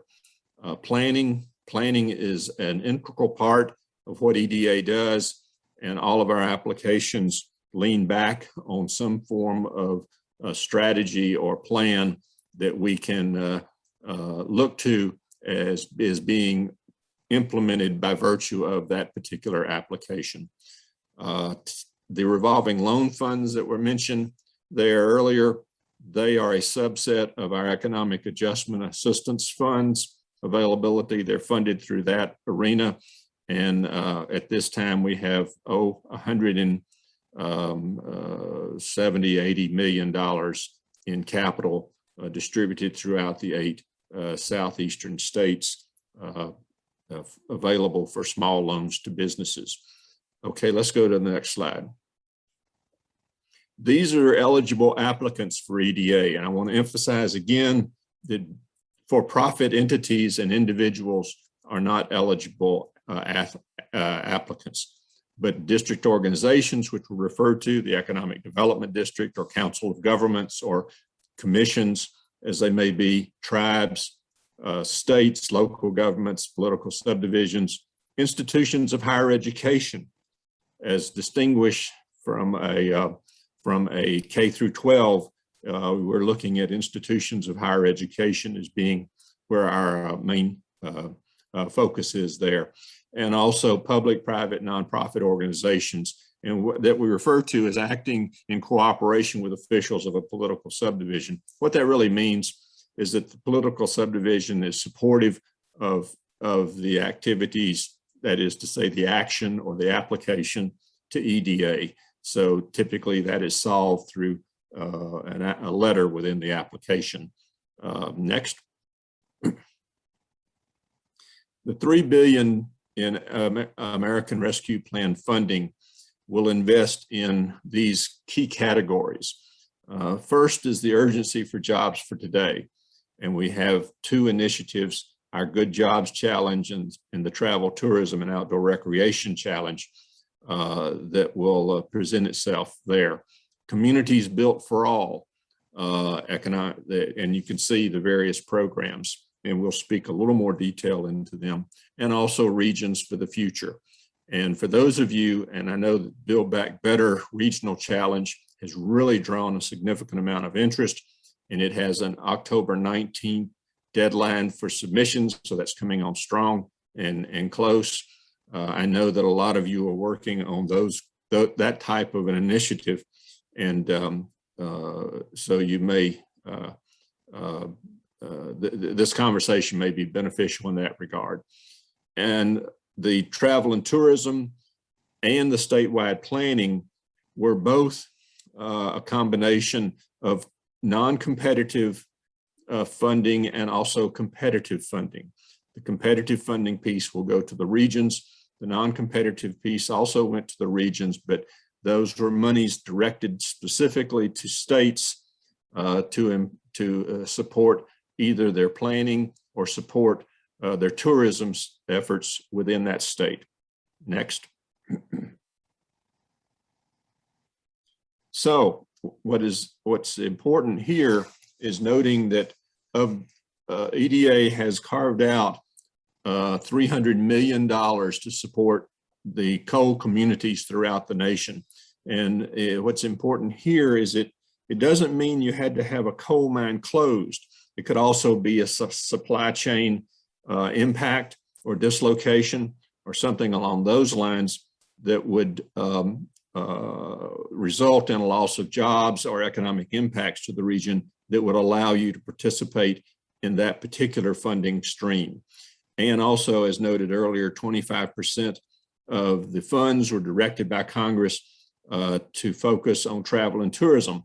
And as Mickey noted, yes, that is something that is relatively new to us. While we have done a few projects prior to that,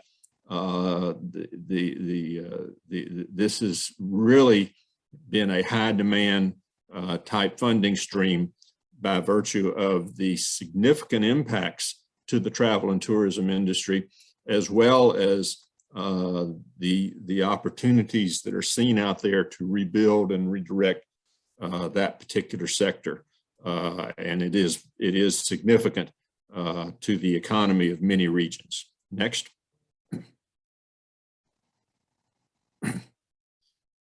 This spells out some of the regional-wide, and I'm sorry, not region, nationwide funding levels that have been allocated for the various programs, ARPA programs that I just mentioned. I'll draw your attention to number 2, the Build Back Better Challenge of $1 billion.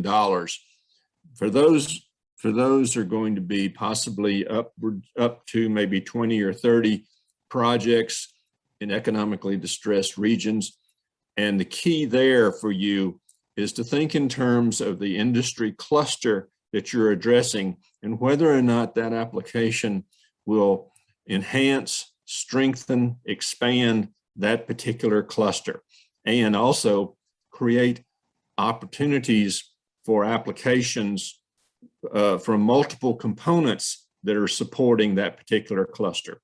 That's going to be very important to you. And the more that you can point to the equity aspect, serving the underserved, is going to be valuable to you in that particular application. And you'll note here that 100 million of that billion is going to be directed towards coal communities. Next, on item number 4, there we have 500 million that is distributed and available through the various EDA regional offices. Of that 500 million, 200 million will be a coal commitment to it. Again, the same type of relationship to coal.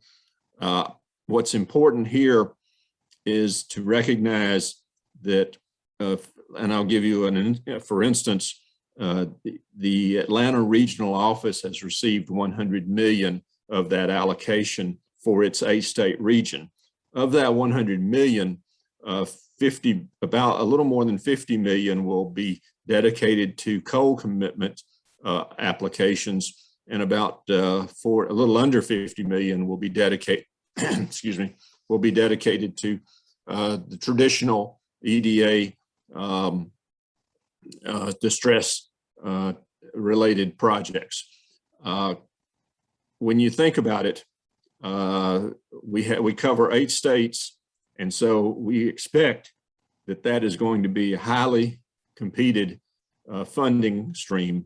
And so for those of you who are interested in that particular flow of funds, please put together your best application and work with your EDA's economic development representative in the various competitiveness aspects relative to your application. The Good Jobs Challenge on item number 6 was also referenced. This is going to be focused on initiatives. They will have several elements to them. We'll talk about it a little more in detail in a minute, but that also is a new program because it takes EDA focus to a workforce component, which is a little different than what we've had before. Next slide.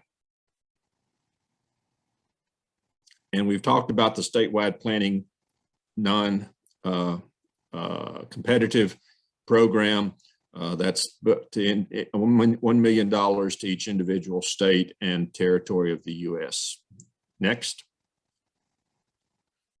This gives you some sense of the Build Back Better regional challenge. The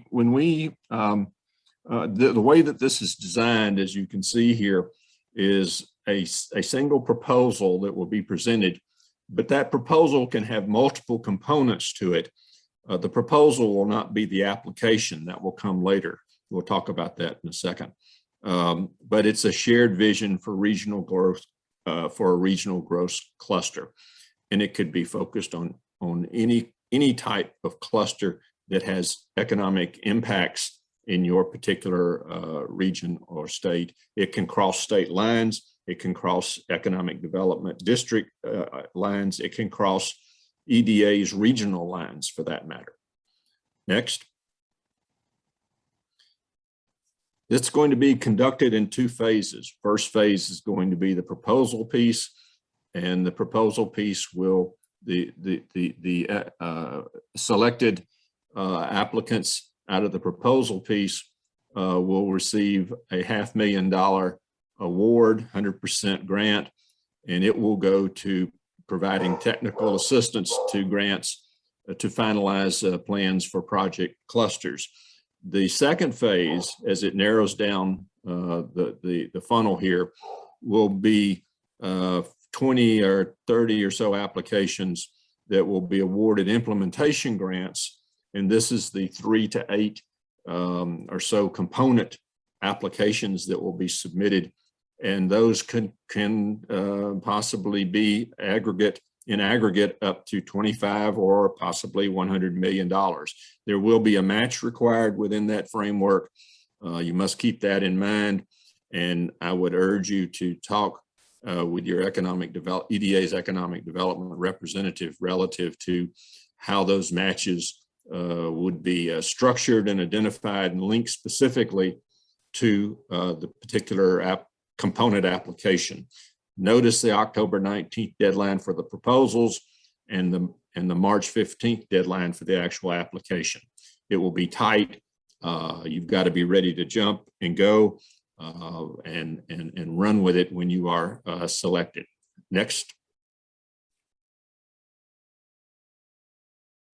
And as I noted earlier on the phase 1 grant, the technical assistance grant of $500,000, that's 100% grant rate. But then in the phase 2, 80% grant rate. Now, what's important to know about the match and matching funds, EDA cannot accept other federal matching funds. It has to be non-federal, except with some very, very specific and limited and rare situations. What's important here about the matching funds is they have to be available, have to be unencumbered, and from eligible sources, as noted earlier, and unrestricted to the project. When EDA looks at the application, we ask ourselves first, what is the project? And we work within the box of the project, identified project and identified scope of work. And the matching share must reside within that particular scope of work box, as well as the federal funding expenditure being requested. And that you'll see this over and over again. Nothing has changed in that regard for EDA, and we continue on that basis. Next, please. What's important to know about Build Back Better Challenge is it's not for a single project.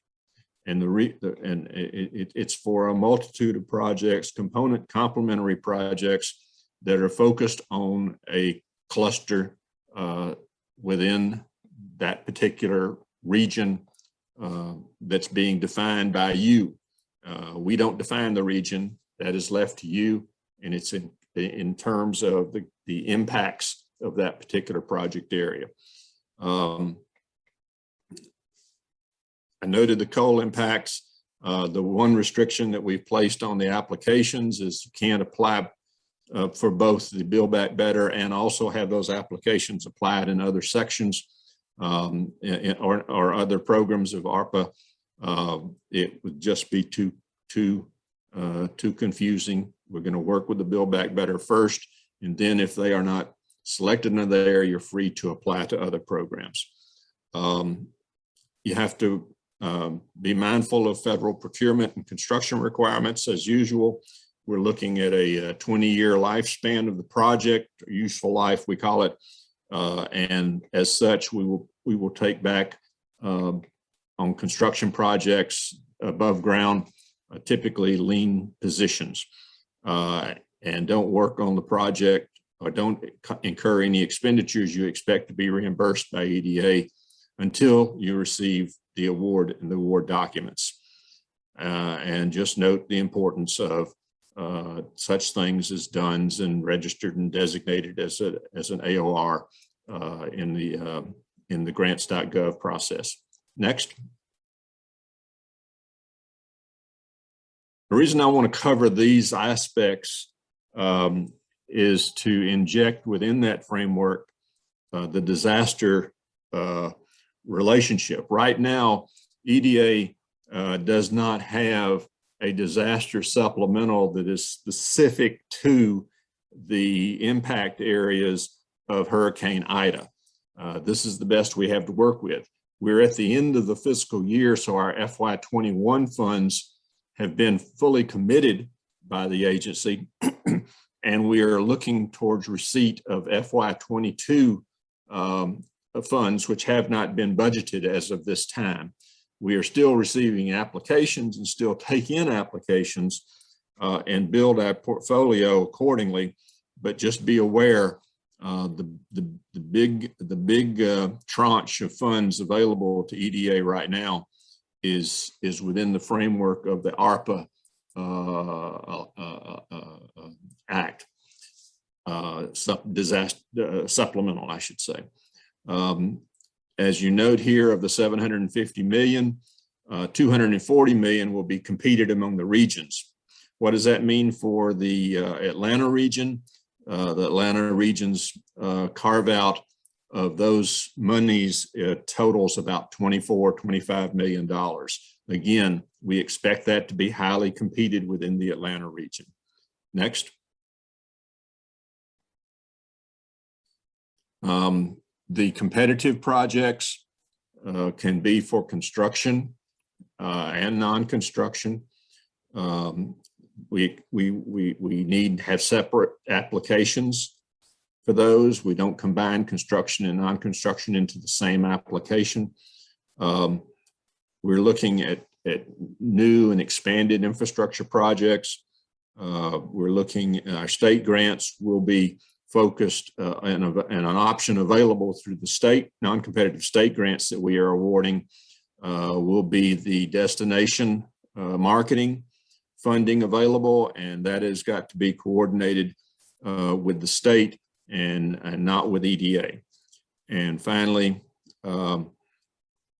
we need to know if an applicant's going to be receiving other funds from the state, non-competitive fund that would replicate anything under the competitive grant process that we have available to them. We did not want to do that. We're not going to do that. Next. Again, more on the on the matching piece. Same as before. Next. Economic adjustment assistance. As we noted earlier, this is typically our bread and butter disaster assistance arena. And for this purposes, this is a highly flexible economic adjustment assistance program. It's non-construction and construction. We do a wide range of technical planning, workforce development, entrepreneurship, public works, and infrastructure type projects under this program. So that is something you should give some attention to. Again, of the 49, almost $50 million we'll have under the regular program, we expect it to be highly competed. If you are a coal community or can support coal-related losses of jobs by virtue of coal depletion impacts, then you may have a more competitive posture for that particular additional $50 million available to us throughout our region. It will be a little smaller footprint of those particular impact areas, and as such, worth the examination. Next.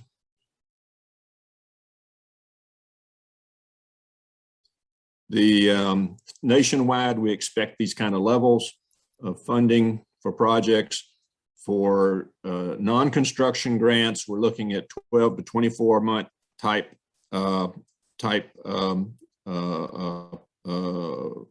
accomplishment period or project period. For implementation or construction grants, we're looking at 12 to 48 months.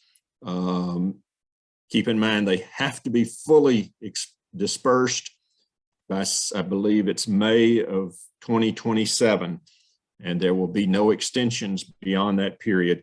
If it's not expended, it's lost per Congress. Next. Again, the matching funds are important here.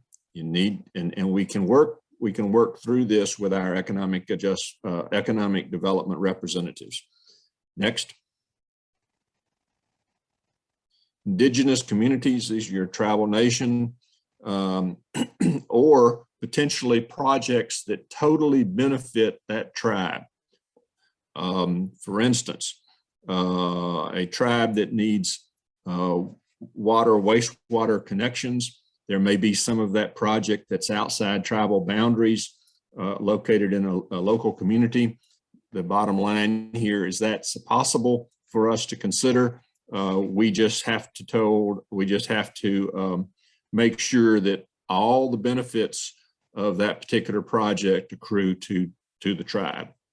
Next. Good job challenge. This is interesting. It's going to be 3 components. Either one or all of the components can be proposed within your application, as noted here: system development, program design, or program implementation. Next.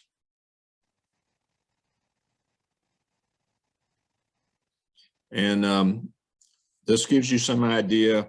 We have an application deadline date of January 26th. And this is going to be something that folks will be shifting to, we expect. It's intended to be initiatives that are fairly large scale relative to the efforts long-term initiatives that will have a place going forward within the overall workforce system. Next. Some ineligible projects, real quickly. we can't do projects that directly improve the facilities of an individual or for-profit entity. We're not allowed to do that. We won't do residential projects in nature. We won't do community amenities relative to outdoor recreation. This is going to be swimming pools, rec centers, parks, things of that nature that don't really have a significant tourism aspect to them. We won't be supporting casinos or gaming houses. We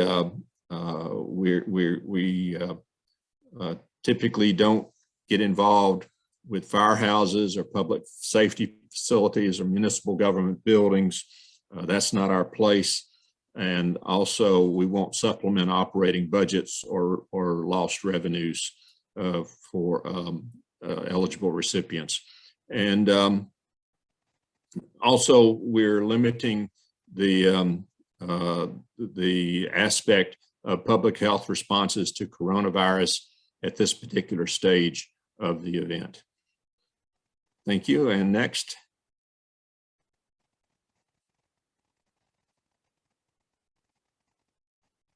Yeah, next. All right. This is a quick map of our EDA Atlanta and other regions across the country. We give you some information relative to how to apply.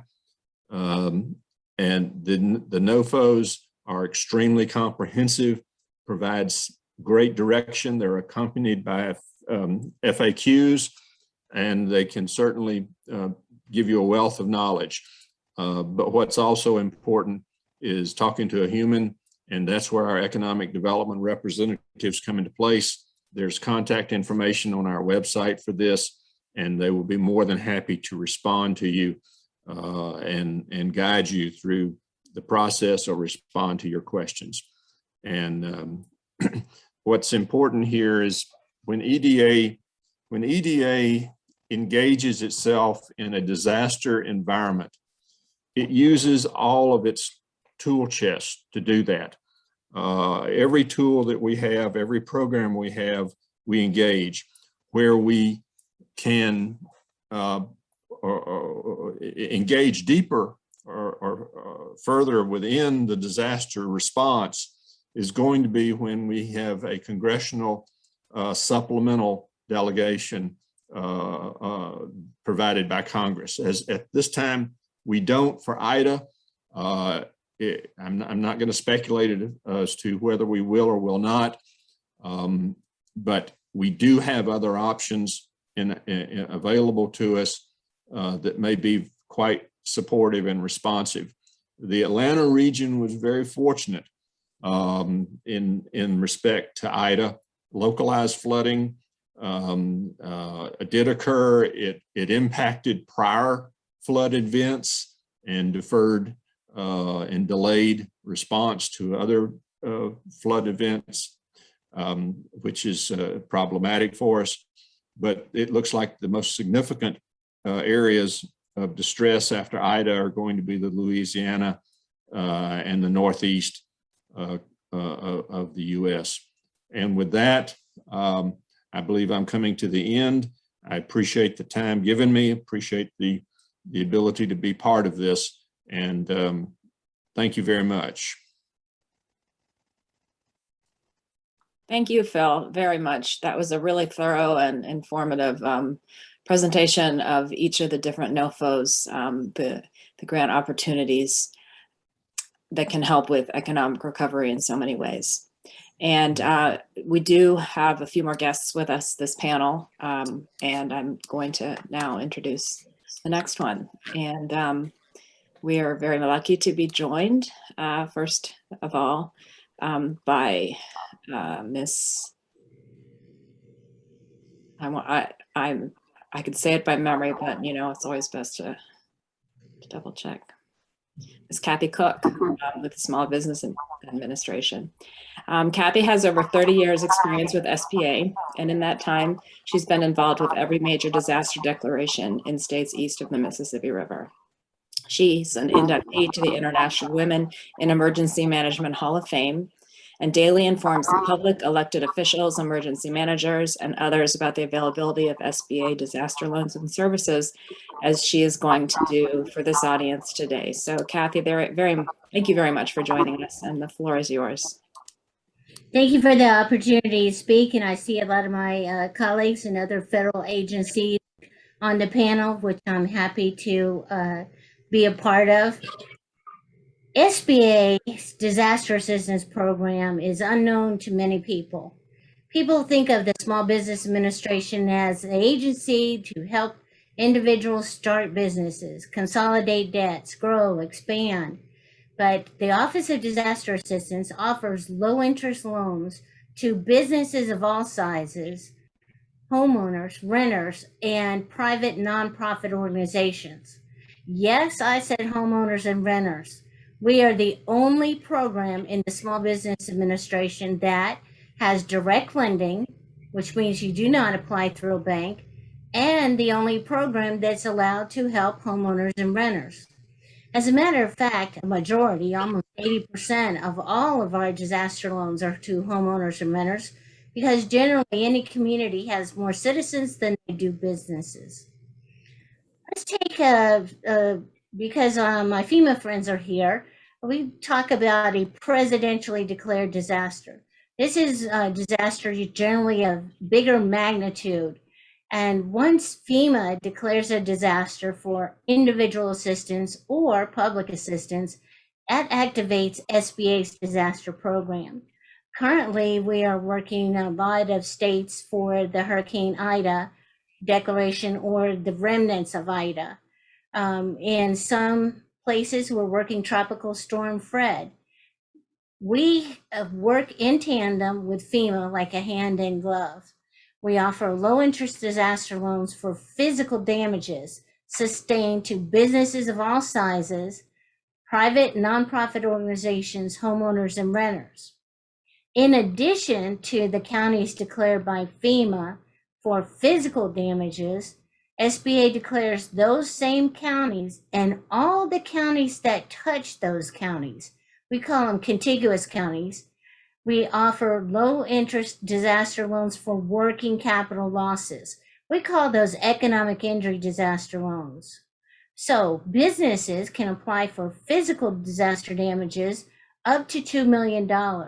Small businesses and nonprofit organizations can apply for economic injury for working capital up to $2 million. But the $2 million cannot be exceeded between those two types of loan proceeds. Homeowners can apply for up to $200,000, and renters and homeowners can get up to $40,000 for contents. We consider these loans not only a way to help individuals and businesses and nonprofits replace, repair, and restore, but we also think that we are helping the community by providing the low interest disaster loans, especially in regard to economic injury. We're saving a lot of businesses that might go out of operation just because they're in close proximity to a disaster area. That's why SBA's declaration covers the contiguous counties. SBA realizes that the business doesn't stop at the county line. When it's a smaller magnitude disaster, it only has to be 25 homes and or businesses with 40% or more uninsured loss that can qualify for an SBA only declaration. We offer the same disaster loans for homeowners, businesses of all sizes, renters, and nonprofits for physical damage, and small businesses and most nonprofits for their economic injury disaster loans. Probably something that you're not familiar with is that SBA also works in tandem with the U.S. Department of Agriculture. Every time the Secretary of Agriculture declares a disaster for farmers, then SBA declares the same areas for farm-related and non-farm-related businesses. We cannot help the farmer with the farm damage. However, what if you're a crop duster? What if you're a feed and seed person? What if you sell used cars in an agricultural community? You too, as a business owner, can be economically impacted because of the farmer's plight. We also have another type of loans that only require 5 businesses to be economically impacted in a disaster area. And that's called a governor's certification. That provides low interest disaster loans only for working capital, similar to those in the Secretary of Agriculture declaration. And you would say, well, what's an example of something like that? Well, used to be, I would tell you the BP oil spill was an example where businesses were not physically damaged, but they were economically injured. Who wants to go to a hotel and stand on the balcony and watch the oil spill and watch the birds with the oil on their wings and the petroleum along the beach? The biggest example I can tell you about a governor's certification is a loan program for economic injury disaster loans in conjunction with COVID-19. SBA offered for the first time ever loans for working capital due to the pandemic. We have over 18 million applications. There are also other programs within SBA that offer working capital loans for businesses.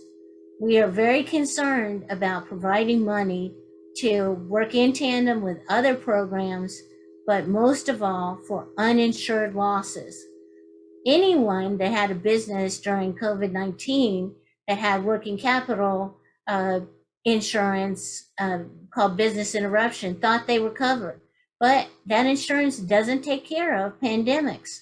So SBA is a low interest loan program that's not always available, that should be taken advantage of, because we can provide loans to help repair, replace, and recover. And with that, I'll turn it back over to you. Thank you, Kathy, so much for that presentation. Next, we're going to hear from Terry Quarles, and he's the Recovery Division Director for Region 4. FEMA's mission is, and that's with FEMA, and FEMA's mission is helping people before, during, and after disasters, and their guiding principles help them achieve it. FEMA's workforce can swell to over 50,000 active members during major disasters. For over 13 years, Terry has been leading disaster recovery efforts for FEMA. As the Recovery Division Director, he's responsible for 8 states and 6 tribal nations inside these 8 states, which are North Carolina, South Carolina, Georgia, Florida, Mississippi, Tennessee, and Kentucky, providing the delivery of public assistance and individual assistance programs, as well as major disaster declaration requests. So it's time for us to hear from Terry. Thank you very much for joining us, Terry, and please proceed with your remarks. Well, good afternoon, everyone, and it's my pleasure to be here to speak with you today about FEMA, what we do as a Federal Emergency Management Agency, and how we work collectively with state, local, tribal governments before, during, and after disasters. So can you pull the slides up?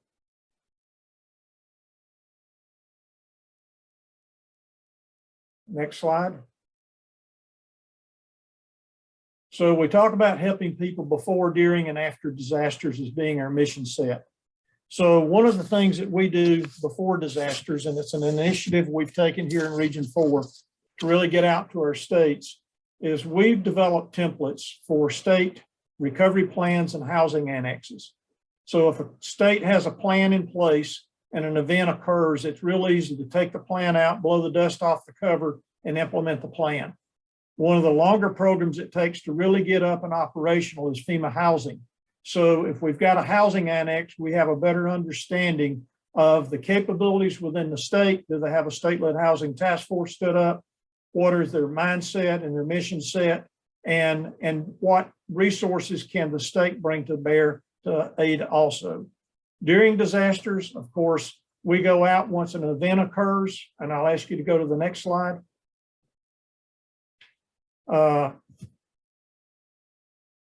I'll go ahead and cover this, and then I'll continue on with the rest of my brief. So this is FEMA as a whole. We've got 10 regional offices, scattered out across the nation. Joint field offices are an office that is stood up when an event occurs and a disaster has been declared, typically in the impacted area, so that the state can partner in it. And then we'll have other federal agencies and state agencies as well in it. And then we have support facilities. So we've got regional offices, we've got national process service centers that also aid in registration intake for the individual assistance program. We have distribution centers scattered throughout the nation. This is where we store commodities and supplies that we can ship readily to get out to impacted states. And then we have training facilities, one in Anniston and one in Emmitsburg, Maryland. Next slide. So a snapshot of what we do. We support states and federally recognized tribes in disaster response and recovery. We prepare and provide preparedness planning, training, and exercises. We offer training for the emergency management community. One of the big questions and requests we typically get is, can FEMA provide training for conducting preliminary damage assessments for our states? We've recently done that with several of our states through Zoom. We actually have the counties brought in as well as the state area coordinators to work as force multipliers in this effort. We offer training for the emergency management community through the Emergency Management Institute. We administer preparedness and mitigation grants, and this is ongoing throughout the year. And we work these programs to reduce risk from disasters through our mitigation programs. If we know that there's an issue in an area that's going to be continually impacted, we're going to try to mitigate that impact. So maybe we build back stronger, we elevate structures, we elevate HVAC systems and electrical components so that in time of a disaster, it necessarily doesn't impact them as hard the second time around as maybe it did the first time. Next slide. The disaster declaration process. So we support states and tribes requesting federal assistance. So the incident occurs. Typically, the state or tribe will conduct what's called their initial damage assessments, IDAs. They'll get a support feel for what they've got impacted and is it above the capability of that state or tribe. Then they will request from FEMA joint preliminary damage assessments, both for individual assistance and public assistance. We deploy people to that state to work hand in hand, and we'll validate what the state is telling us for both IA and public assistance. Then the governor or tribal leader will send a formal request to Region 4 requesting a major disaster or an emergency disaster declaration. We here in Region 4, and particularly in recovery, we do what's called a regional validation and request support. So we'll write up the recommendation based on what the state is telling us. We'll validate what they've got through their public assistance damage assessments, as well as individual assistance damage assessments. And then we make a recommendation that goes through our regional administrator. It goes simultaneously to FEMA headquarters, to DHS, to Office of Management and Budget. Everyone reviews it, comes to a concurrence agreement on it, and then it goes to the White House for a presidential decision. Next slide. Our key recovery programs that we have are individual assistance grant program. We help survivors recover. So if a home's been impacted and someone has no insurance and no means, we can give what's called a max grant. Currently, that max grant is $36,000. Also, Kathy Cook did a good job of providing what the Small Business Administration could do with low interest disaster loans. And as she indicated, we partner at the hip with SBA, in particular on our damage assessment teams, and then in working with them post-event and when a disaster has been declared. Our public assistance grants program helps communities recover. So if you've got debris, if you've got emergency protective measures, say as a result of the incident, you had to bring on extra police force or firefighters or EMTs, EMS into the scene to help stabilize the event, then yes, we're going to cover those costs. Then we have the hazard mitigation grant program as well. Next slide. So eligibility for public assistance grant funding. PA is really our largest grant program that we in recovery provide. So an applicant must be a state, territory, tribe, local government, or private nonprofit organization. And this also includes houses of worship. The facility must be a building, public works system, equipment, or a natural feature. The work is categorized as either emergency or permanent, and I'll go into those categories of assistance. It must be required as a result of the declared incident, located within the designated disaster area, and the legal responsibility of that applicant.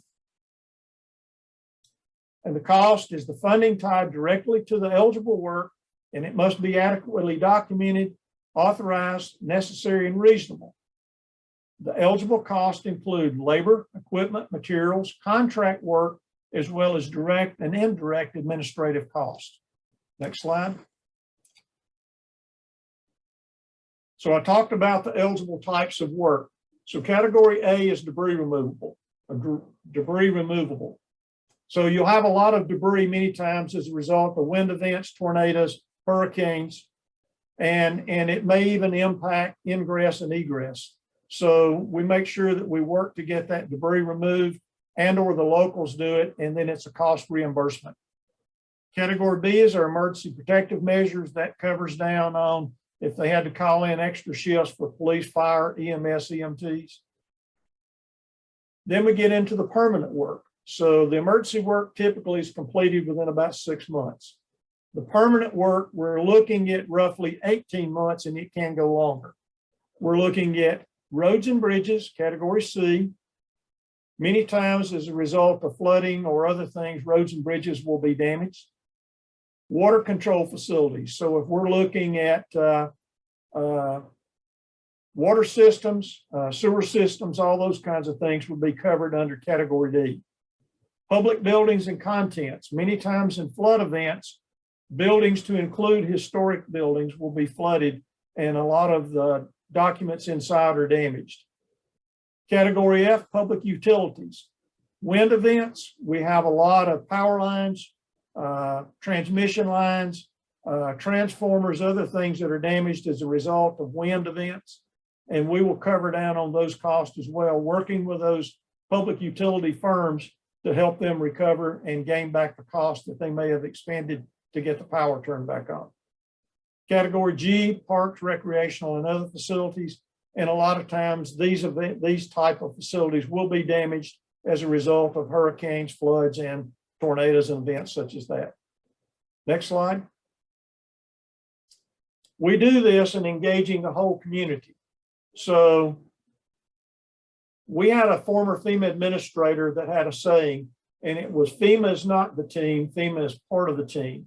And it's our job to make sure that we coordinate across the state, tribe, locals, faith-based, volunteer organizations, neighborhood groups, government, private sector, everyone, to include other federal agencies to bring about calm to the response effort, trying to stabilize it, and then working to aid those impacted communities and citizens for their recovery personally, as well as for the communities.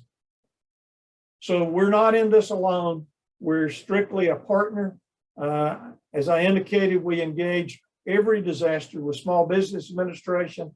We've now got to where in a lot of our recovery centers, when we're able to operate those, we bring in the Veterans Administration, we bring in HUD, we bring in USDA Rural Development. We bring anybody together to try to collaborate, coordinate, and communicate the programs that we each have and what we can do to bring aid back to these impacted communities and try to help them get restored to as near normal as they were prior to the event. Next slide. Do I have any questions from anyone? Well, I don't see any in the chat box yet, but I'm waiting for some to emerge. And I would like to engage the three of you just in maybe a question or two, since you are still here. Those were wonderful presentations and full of tools for communities. actually, we have talked earlier about capacity issues for communities that sometimes are thrown so many resources and tools and programs at them that they actually don't know where to begin. But let me just ask, is there a tool that you might think of with regard to your own organization that is underutilized, or what would be, say, the best kept secret about what your organization does that communities could better avail themselves of? Frankie, I can speak from EDA's perspective. Something that has proven successful in the event of disasters and disaster response is working with our economic development district, which covers a significant region, a typically multi-county region, and funding the hiring of what we refer to as a disaster coordinator.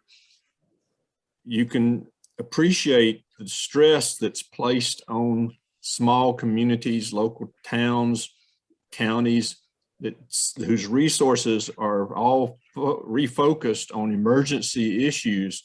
And they just simply don't have, may never have had, the type of resource knowledgeable of federal grants and work along those lines. And so a disaster coordinator some can cover a lot of ground, can help a lot of communities, and be funded through the economic development district. I'll also say that we have something called an economic development integrator for the Atlanta office. It's Melton Cochran, who may be on the call. He was on earlier. And we have conducted what we call regional economic diversification summits where there have been the bringing together of federal agencies that would be focused on specific recovery activities, plans, things of that nature. We could also participate in federal funding sessions and bring federal funders together. So, and Melton is on the call, tells me. So be aware of those kind of opportunities within EDA. Thank you. Kathy or Terry, would you like to take this question? But I think for me, if you don't mind, Terry, we are like the Maytag repairman. I think I might have said that yesterday. The Small Business Administration is known for making loans to start businesses. And it's very hard for people to understand why we are in the disaster business. So I would say we are the anomaly, and especially having business in our name and serving homeowners and renters. I have to say it's quite a challenge going against our friends with FEMA. They have quite a wide following. People are very familiar with what FEMA does. They're anxious to hear when FEMA comes, but I think they're confused about the role of SBA. And so I think we, we're doing our best to try to have more people know about us, but we do have two big components of the agency.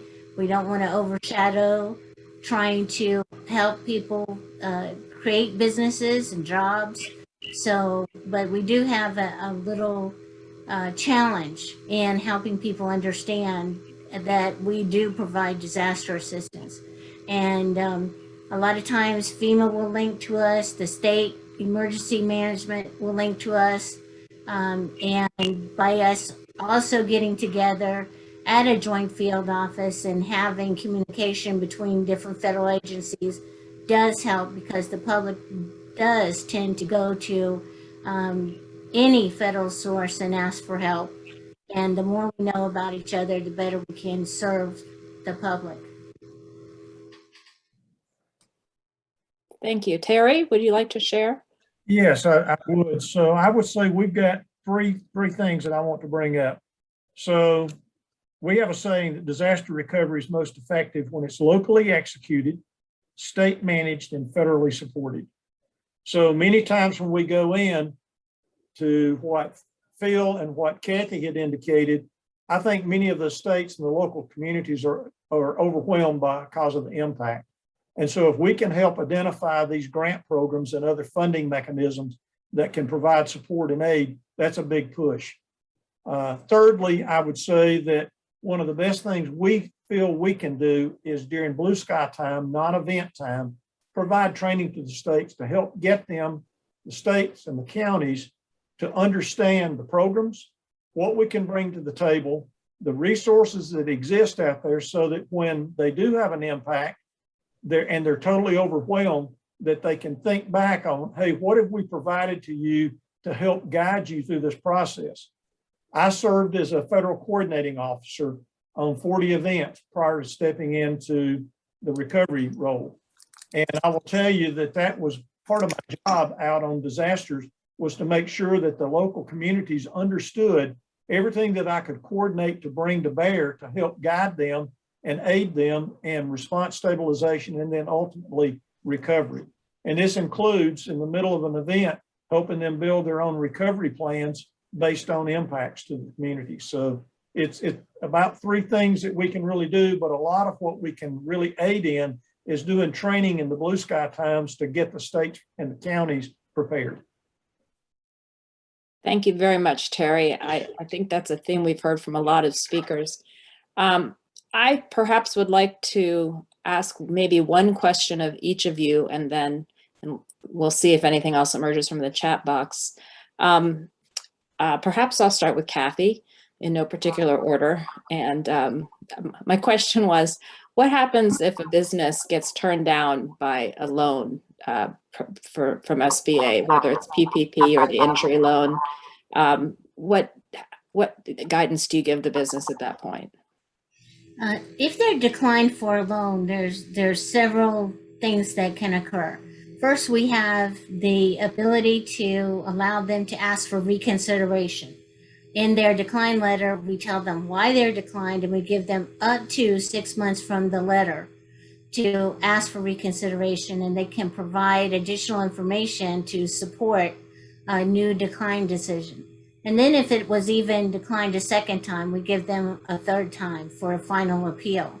Another thing we do is we partner with small business development centers, economic development authorities, chambers, SCORE, women's business centers, partners who can help the business financial documentation.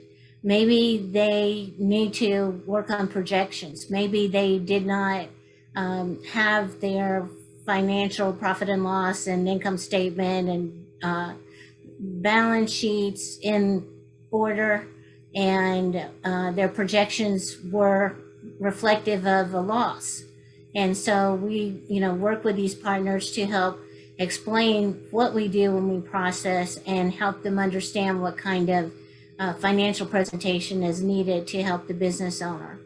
And in some cases, and it's occurring more lately than it has for the last 10 years, states are starting to offer more business grants through the economic development authorities.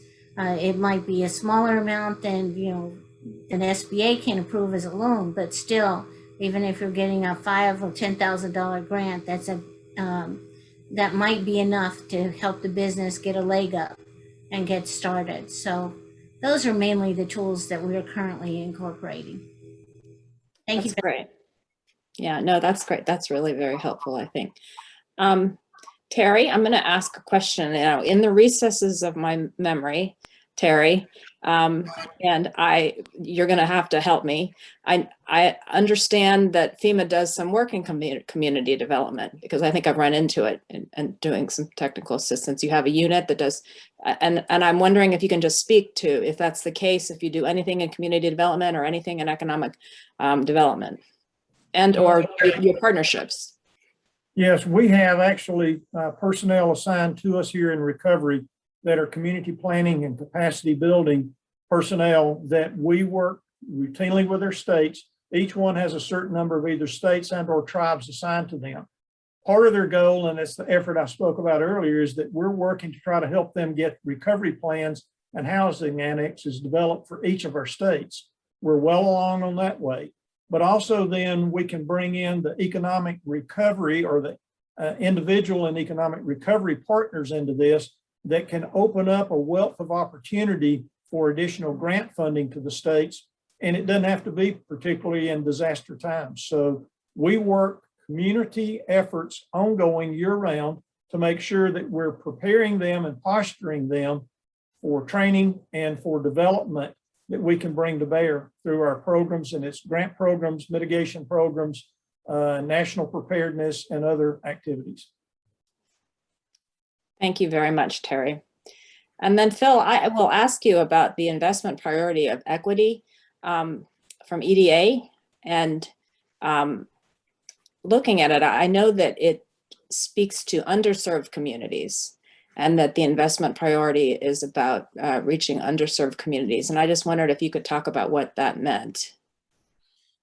If you dig a little deeper on our website and go to the definitions piece, I believe, you'll see where there's some quantitative analysis of, say, the county itself would say, I think if I remember correctly, it was like 30% minority has that type of potential. If the project itself is targeted toward a minority client base, that would be something that the applicant would want to share with us, so we have an appreciation of exactly what type of applicant, what the condition of the applicant is.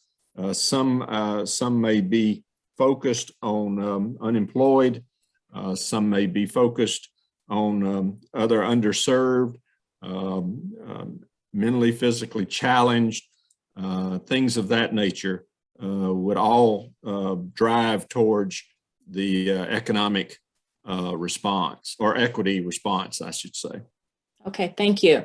Yes, and you did emphasize how important it is, as did the Assistant Secretary, to look at those investment priorities and to see just how inequity could be integrated and what it means. Mm-hmm. So, I am going to thank all of you very much at this time from this panel. I think we have received a wealth of information that our communities and audience are quite grateful for.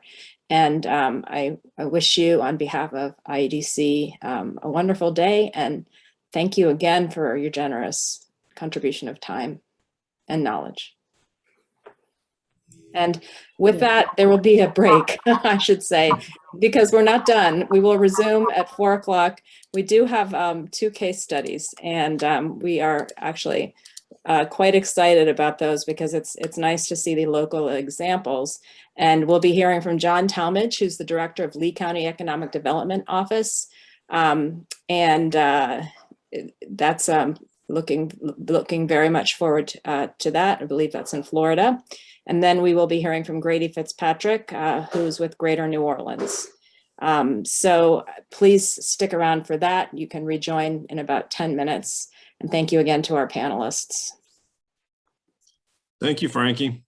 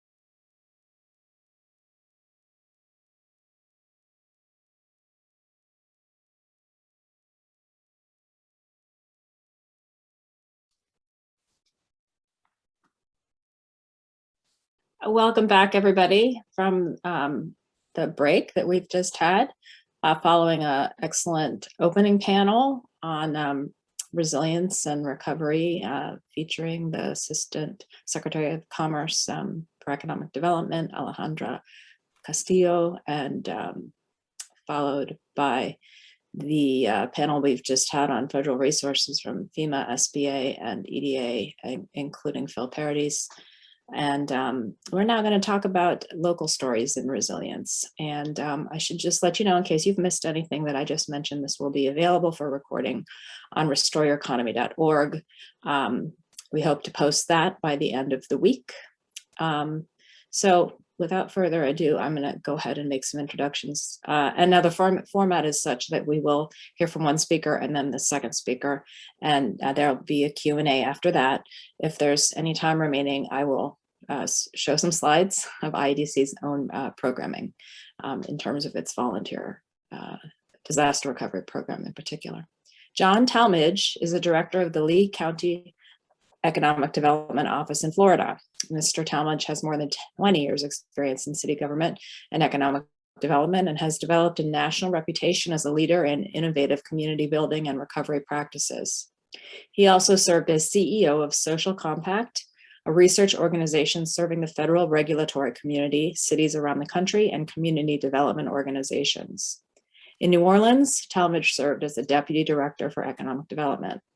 Prior to that, Talmadge worked in New York City, focusing on communities throughout North Brooklyn to address economic development matters. John holds a BA in political science from Columbia University. John, we're really very pleased that you're able to join us today. So please proceed with your presentation. Thanks, Frankie. You know, as my bio suggests, I was in New York and New Orleans, but I wasn't just there. I was in New York during 9/11 and working for the New York City Council, and then was the Deputy Director of Economic Development in New Orleans during Hurricane Katrina. So I've thought a lot about this topic over the years, and then landed in Fort Myers as the Chief of Staff for the city during Hurricane Irma. And then, of course, have been the Director of Economic Development for Lee County during the pandemic. So in some ways, all crises are the same. And of course, everyone's different in its own phenomena and its local impact. But through all this, you know, there were some lessons learned. Irma was really the last major hurricane that has come through Southwest Florida with any note. And it was on track to be a much more different type of event than it ended up being. It turned out to be more of a wind event than it was a rain event, as it made an easterly track in towards the interior of the state. And probably the most lasting impact from Irma was because of the churning of the water in Lake Okeechobee, which is the large body of water in the center of South Florida, and the unusual amount of rain on the lake. We lived with red tide and blue-green algae for the next couple of years, which had just a devastating impact on our hospitality and tourism sectors, especially along Sanibel, Captiva, Fort Myers Beach, and down into Collier County, which is Naples. So, but that said, you know, we learned a lot during all these events, and some of the lessons learned, and some of the, you know, there's really 10 areas that we organize as part of our toolkit. One is, and I'm sure we all, you know, everyone in local economic development has some similar assortment of resources that it goes to. The first is, you know, supply chain assistance. We're not a supply chain management company for sure. But where we can liaison with the local police departments or sheriff's departments to make sure that the grocery stores and the retailers that provide basic needs during recovery have access to to truck routes and best ways to get in and out, additional security when they need that. We provide those kind of resources. The second is resource assistance. So when those insurance adjusters arrive, they need to stay in hotel rooms, or they need to stay in Airbnbs, or be put up somewhere. And so we want to make sure that they're fed, they have access to staging areas. A lot of that's part of our pre-disaster emergency planning. But that changes depending on where the storm ends up hitting us, or how the natural disaster or the pandemic or something like that impacts us. I think the most critical role we all play is communications. When I was during Katrina, we lost touch with almost 80% of our small business community for a matter of weeks, and we were able to work with the credit bureaus to ultimately track down where small business owners had moved to or had gone to shelter as they would access hotel rooms or buy new cell phones or whatnot. They activate their credit scores, and so the credit score companies were able to help us locate them and to ultimately put us in touch with them, which has allowed us to begin to think about geofencing and other tools like that as a resource for how we can better stay in touch with the small business community as it mobilizes and either stays in place or evacuates. Recovery monitoring. We thought the storm was going to hit the Barrier Islands, Irma, and it was a direct hit. It was projected to directly hit Sanibel, and we had mandatory evacuations, and we had to participate in those evacuations until we got to a shelter in place. But then all of a sudden it went east, and we had to pivot very quickly to we couldn't evacuate the eastern part of the county at that point. We're about a county of 800,000 people, but we had to at that point begin to remove the fill from ditches and making sure that the water could flow as easily as it could flow, depending on what we're going to deal with. We always provide call center operations, whether it was the pandemic and helping provide information on PPP or our own Lee Cares program, or using our utility call centers during Irma and Charlie to provide information to businesses. But you had to have a centralized number that you knew that someone would pick up the phone. And we used EDO staff as often as possible to help man those call centers. And then ultimately, it's our career sources in Florida is our branded workforce board. And so we were able to work through career source. The economic development directors are always on the boards of these organizations throughout the state, and to identify construction workers or whatnot, so that when we moved from into a recovery phase, that we were able to make sure that there was enough workers to provide the roofers to restore roofing or whatever it was. But there was always we always have an unmet demand for labor during these kind of crises, and that labor migrates from one scene to another. And so we may have had too much for 2 weeks. When the next storm comes and they go up to the Panhandle or over to Texas, then we're left with a deficit and having to scramble for that.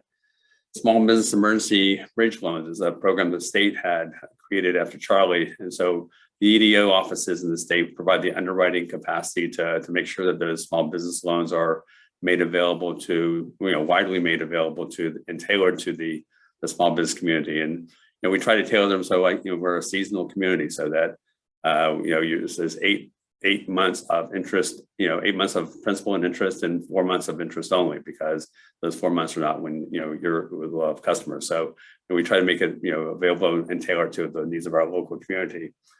And then permitting support. In Katrina, the biggest problem we had that was a barrier. One of the biggest was a barrier to helping the small business community get back on its feet was so many of the small businesses were connected to gas, and we had to have had to go in with inspectors to make sure those gas connections were safe. But we at that time the city was prioritizing residential returns, so making the resources available to have the small business community be able to have their needs met regulatorily was a problem that we had there. And similarly after Irma, making sure that electrical line connections were safe and whatnot by FPNL and our local cooperative utility was something we had to help organize. And then finally, one of the things we probably all do, and we do this regularly in advance of any storm, is where is there empty space? What retail space is available for distribution, warehousing, or whatnot, so that if we do need to receive an inordinate amount of supplies or water or whatever it is, we have a place to store them. In the case of Irma, the city of Fort Myers had an extra ice skating rink, and we were able to turn that into a commissary and hold almost 50,000 pounds of perishables, so that we could use that to cook for our first responders, whether firefighters or police, PD or whatnot. So that's the tool, the 10 lessons learned from my experience that we organize, and I'm sure every EDO in the country has some semblance of that, depending on what kind of emergencies they respond to. But I'll go back to that: the communication functions and the predictability of the communication and the factualness of the communication is really the hallmark of what any EDO ought to do, because people can live with a lot of things, but the one thing we learned from Katrina, you have to have access to gas, you have access to your money, your ATM machine, you have to have access to accurate information. And that was really one of the failures of Katrina and the city of New Orleans, was the lack of access to accurate information. And so I think that's one of the things that everyone has learned to improve on during over the next 15 years. I'll start with that. I'll stop with that for the time being. That was a lot of food for thought, and a great start. Thank you very much, John. We'll come back, I'm sure, with some questions. So let me just move on to Grady, and that would be Grady Fitzpatrick. And he joined Greater New Orleans, so also has some history in New Orleans, in 2011 as Vice President of Business Development. And in this role, he markets the 10-parish southeastern region of Greater New Orleans, working to attract new jobs and investment in areas such as corporate headquarters, software, digital media, and advanced manufacturing. Previously, Grady held the position of Senior Business Development Manager of Economic Development for the Metro Atlanta Chamber, where he recruited over 15 domestic and international companies to Atlanta, representing over $300 million in new capital investment and over 2,500 new jobs. He received his Bachelor's of Science degree in Communications from Boston College and completed his MBA with a concentration in real estate at Georgia State University. So, Grady, thank you so much for coming, and I'm looking forward to hearing your remarks now. Thanks, Frankie. John, it's good to be connected. Luckily, I think our remarks will be similar in nature. Hey, Grady. So yes, I think everyone's aware we experienced a Category 4, depending on what part of the region you were in, just about a month ago, and have some experience, obviously, with some of the folks that were in our office during Katrina, and kind of, as John mentioned, kind of lessons learned. So when Todd reached out, it was really what are kind of the practical steps we took over the past month to sort of activate certain things and reach out to our constituents. So as a regional group, we do cover those 10 parishes, and obviously there was 3 or 4 that got hit very hard. We were fortunate, the city center of New Orleans and the area inside the system was kind of protected. The levy system worked. The $14.5 billion that was invested by the federal government, was a success. But the power outage, was kind of the big deal this time around. And so, when you take stock, we obviously all kind of hopped on a call that first day as kind of scattered around the region. It was really reaching out to individual parishes. The business retention aspect of building those strong relationships with existing companies, with existing economic development partners, becomes so important in these kind of critical times.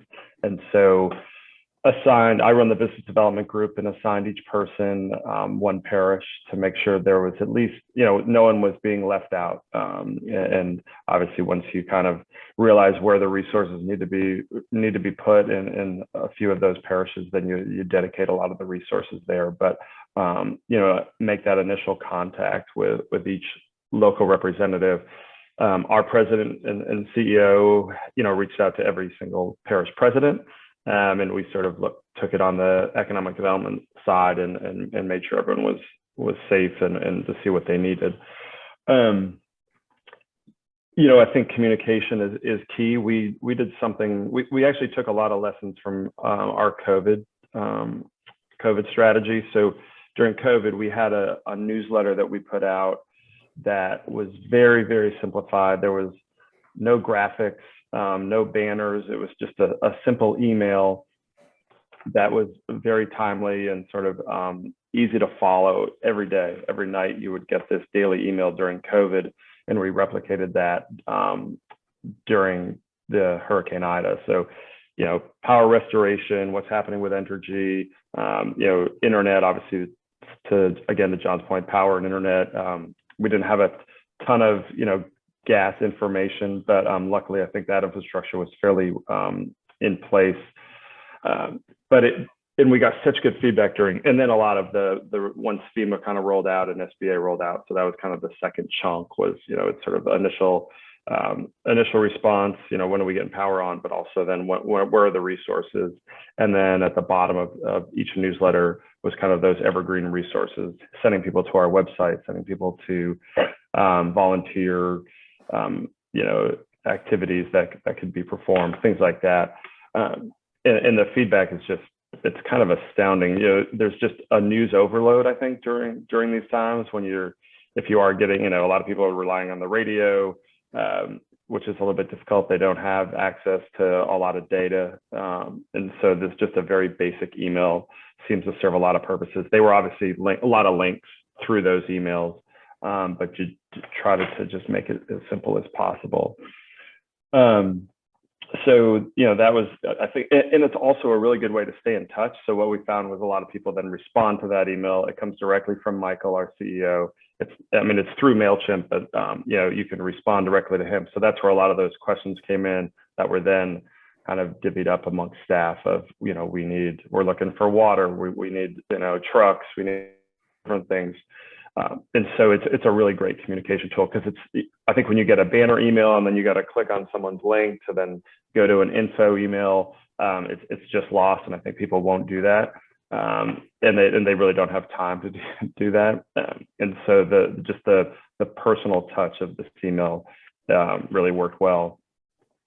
And I think the people were having PTSD that were doing it all during COVID. We have a couple of staff members that have been very involved.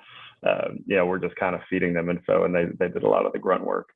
But and that second thing, again, kind of a COVID lesson learned. We created a marketplace for PPE to try to keep the locals that were producing, you know, that had pivoted into hand sanitizer, shields, and things. We created a website where you could go and use PayPal and order PPE from local vendors to try to keep that money flowing through the economy. I'm trying to think, it was probably day 4 or so. We decided we would do that for generators, industrial generators, because that was really it was the power issue. I think people in Southern Louisiana are pretty familiar with tarping their roofs and unfortunately doing a lot of those things, but it was how do we get power? So we created a very simple database. We like to name things, so GNO Power Match. And it was, you know, we did not want to be the middleman. We just wanted to kind of have that information out. So it was you know, how much is it for donation, sale, or lease? Here's the contact, here's the company, and their email and phone number. So, you know, it was actually pretty amazing. I don't know. I mean, we had, our goal was if we got, you know, 10 or 12 on there. I think we ended up with 20 something, or maybe more vendors. And again, we don't know exactly on how many people utilized it, but again, it's kind of pointing to people when they have that need, here's where they can go. And I think people want to be helped. And so it was actually, thinking about it, was a resource for our staff too, as they're dealing with companies or communities to say, I need generators. They could say, okay, here's, you know, I'm looking for a free one. I remember I had a group looking for a free one. I could go on the database and look and put them in touch. And so it was kind of helpful for us internally as well. And then, you know, sort of third, but similar, was developing, you know, over the course of the day or two, figuring out, or the weeks probably, figuring out what was the biggest need. Office space for those people, you know, government office space, St. Charles Parish, St. John Parish, you know, everything was destroyed. So putting people in temporary offices, working with some of our landlords in the downtown area that didn't have any damage, getting them, you know, a list of kind of available offices. Some of our universities took advantage of that and were able to kind of start teaching classes from an office space downtown New Orleans. And then short-term housing, I think John had mentioned that as well. That continues to kind of be an issue.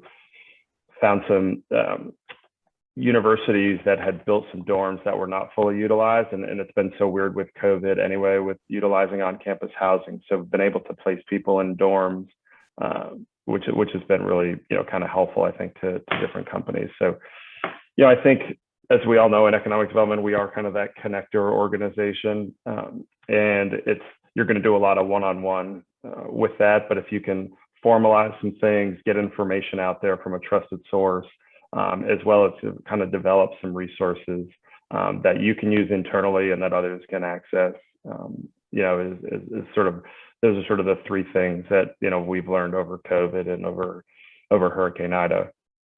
I'll just mention one thing kind of looking forward. It's maybe a little off topic, but, a challenge, in sort of marketing our region going forward is we're really thinking a lot about the balance, because we have, a few of our parishes that have just been, really decimated and have a long road back, and we want to focus on them and, not make sure they're not forgotten, but also we've got a job to do to sell our region, to let people know the levies worked. And so really trying to balance the internal messaging and the external messaging. So that's something I think we're working through right now. We were ready to launch some campaigns. Greater New Orleans is a place, quality of life, a place to do business like we all do every day. And so, when's the right time to execute something like that, while being sensitive to local partners. Great, that's fantastic, just like John's remarks. Maybe I'll start with the last thing that you said, because it's a question I was fed yesterday, which is related to the media and messaging. The question that was posed yesterday was, what do you do with your recovery efforts after the media coverage is over? And frankly, that would be the negative media coverage, right, of the disaster images. Mm-hmm. How do you keep the story going? Also, how do you keep the story from being just about the population center, like New Orleans, for example, or yesterday we were talking about Houston, and not maybe the outlying parishes or other areas that were hit harder. So a couple questions in there for both of you. Yeah. I mean, to me, it's a huge challenge. I mean, I think keeping the focus on sort of the areas that were hit, that becomes, a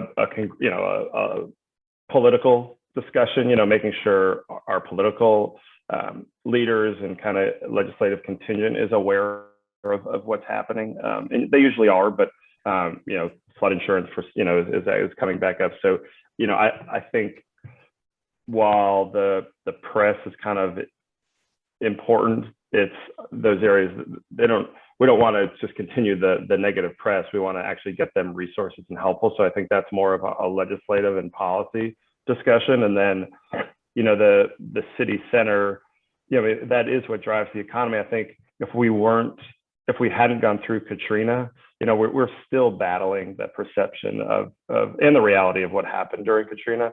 And so we're extra sensitive to that. And so I think showcasing that the levee system worked, and that, hey, here's now the electrical grid, hardening that grid, putting the infrastructure that's needed to harden that, is kind of the next narrative, as well as make that levee system can protect other parts of the region, right? That you can build St. John Parish, which had a lot of damage, had broken ground on a new levee system. So sort of that validation of, hey, the city center was protected, now let's protect the other parts of the region and the state.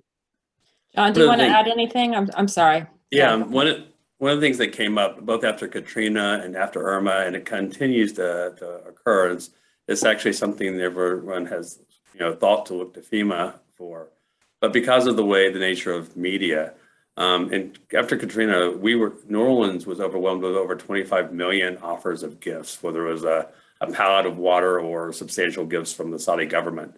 And the city had no ability to go through that and to vet it and see what was real, what wasn't real. And so a lot of things ended up in places where they probably shouldn't have ended up or wasted or whatnot.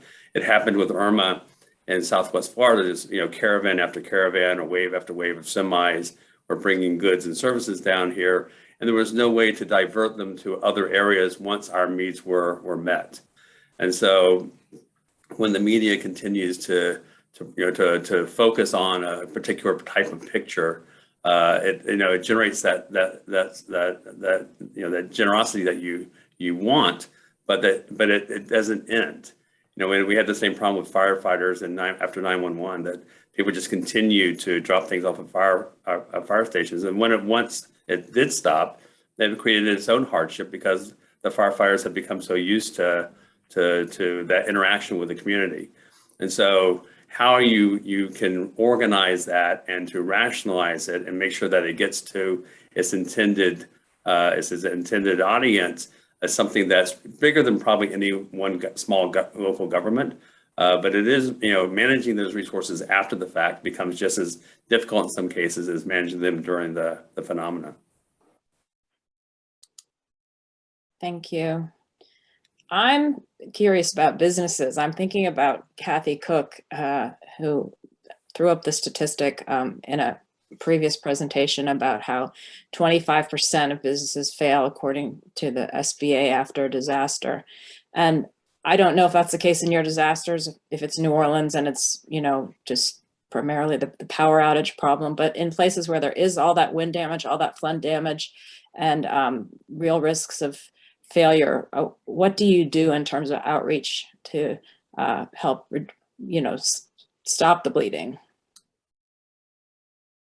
One thing we're working on is just a small grant fund. It's $5,000-$10,000, but just that little bit of money can help sort of overcome, the next 2 weeks and give them a little bit of hope to get that SBA loan or to get some FEMA dollars. So that's one thing we're doing. That was actually a Katrina fund, and we're working with Baton Rouge and the Baton Rouge Foundation with some of that funding. So that's just one thing that we're doing to try to give them a little bit of hope. And I think that money, while small, can go a long way during these times.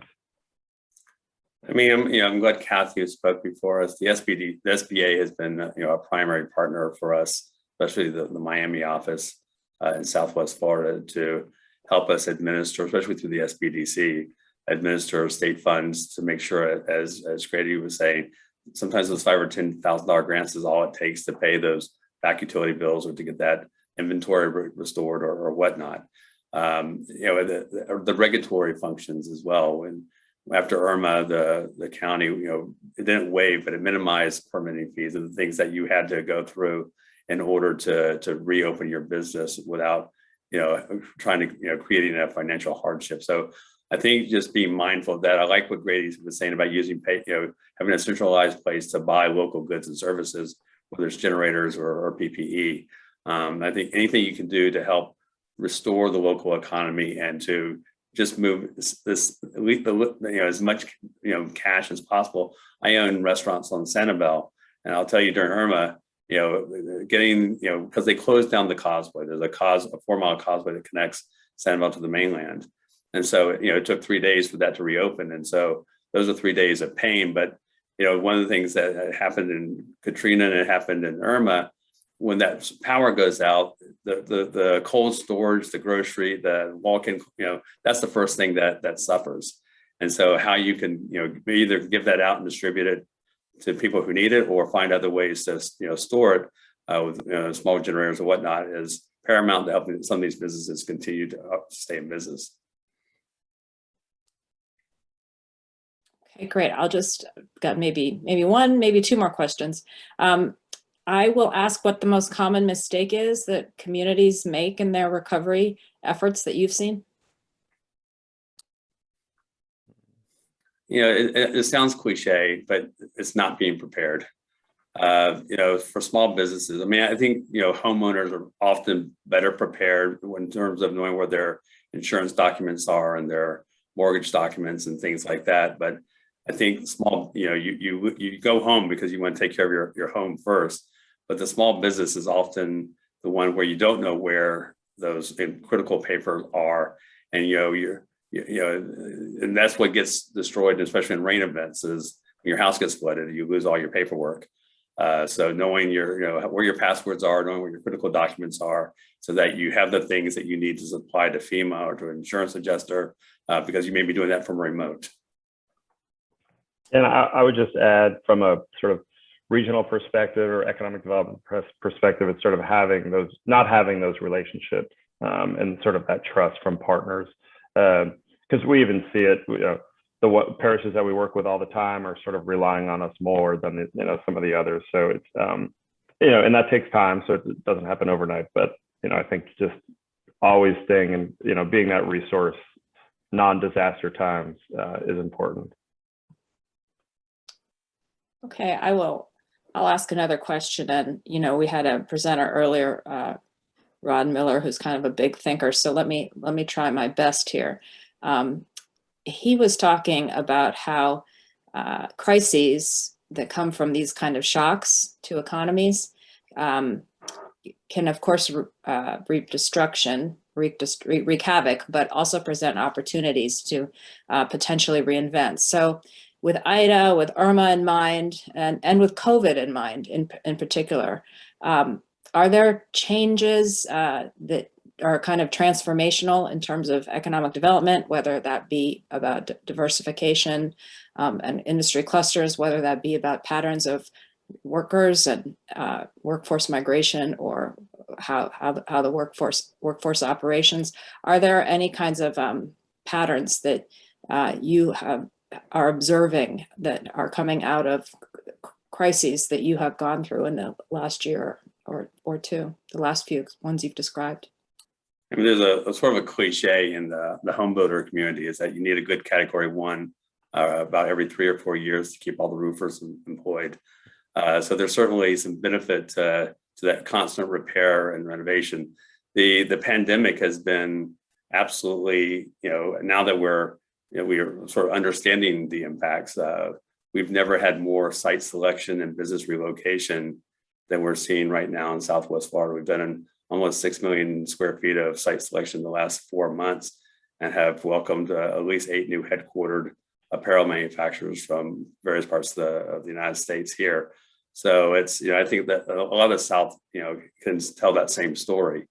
So it depends on what the phenomena you're talking about, or what the crisis you're talking about. You have different types of impacts. But the one thing the pandemic did was to treat the entire country similarly. And so, how you recovered really was more of a local phenomenon than, the fact that, when you get hit by a hurricane, it depends on what part of the coastline you're on. But everyone closed down at one point during the pandemic. And so recovery was really a function of optics and what people thought they were gaining. On an infrastructure perspective, we've never spent more money on stormwater control and undergrounding utilities and things like that. And, we're still, basically a very sandy series of barrier islands and soft soil with shallow water flows. So we've got a long way to go, but it's made us think about climate change in ways that we hadn't thought about, a decade ago. Yeah, and I think it's a little bit early with Ida. I know the pandemic for us was, we've been preaching diversification. I mean, that's what we do every day. But we had sort of the double whammy of tourism and oil and gas, in the beginning of the pandemic. And so our hope is that continues to sort of wake up the public of the importance of our, economic developers and what we're trying to do. And then to John's point, I think, for our region, I mean, we've got a $50 billion coastal master plan that's, been in the works. Diversions have been built. While controversial, they are building land mass. And so, can we continue to sort of be that, part of the country that has, the most extensive levee system, that has, the coastal restoration happening. And now I think the third piece, like I said, is, that electrical infrastructure being hardened. So, and I'll just mention quickly too, I think for us, we were really on the remote worker train. New Orleans is a pretty fun place to relocate. Obviously, the storm changes that a little bit, and I think entrepreneurship just becomes even more to a community like ours. And I think entrepreneurship tied with solving some of these climate issues is, you know, something that we're focused more on. We were before IDA, but now even more so. Okay, great. Well, those are really great prisms to look through. And Grady, in terms of, yeah, the role of economic development being important, this forum has, I think, underscored that.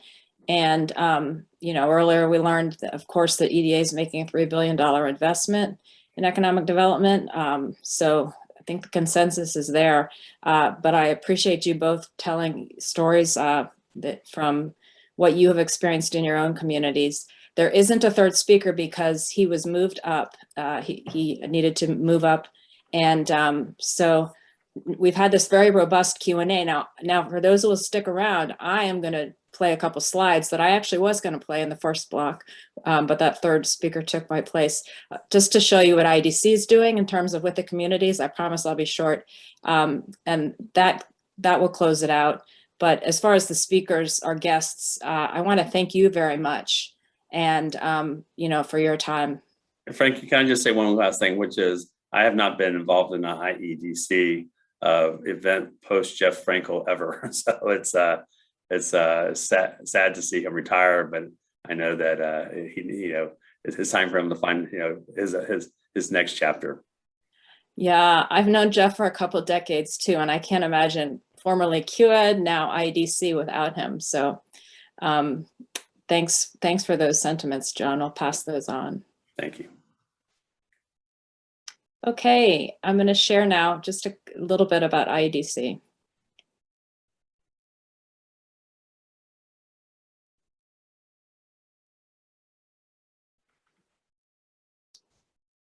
And if you blink, you might miss it because it's the end of the day. But let's go ahead and tell you about IDC's Economic Recovery and Resilience Program, because I think it too is quite robust. And you can bring it to the full screen. It'll be easier for me to read. Next slide.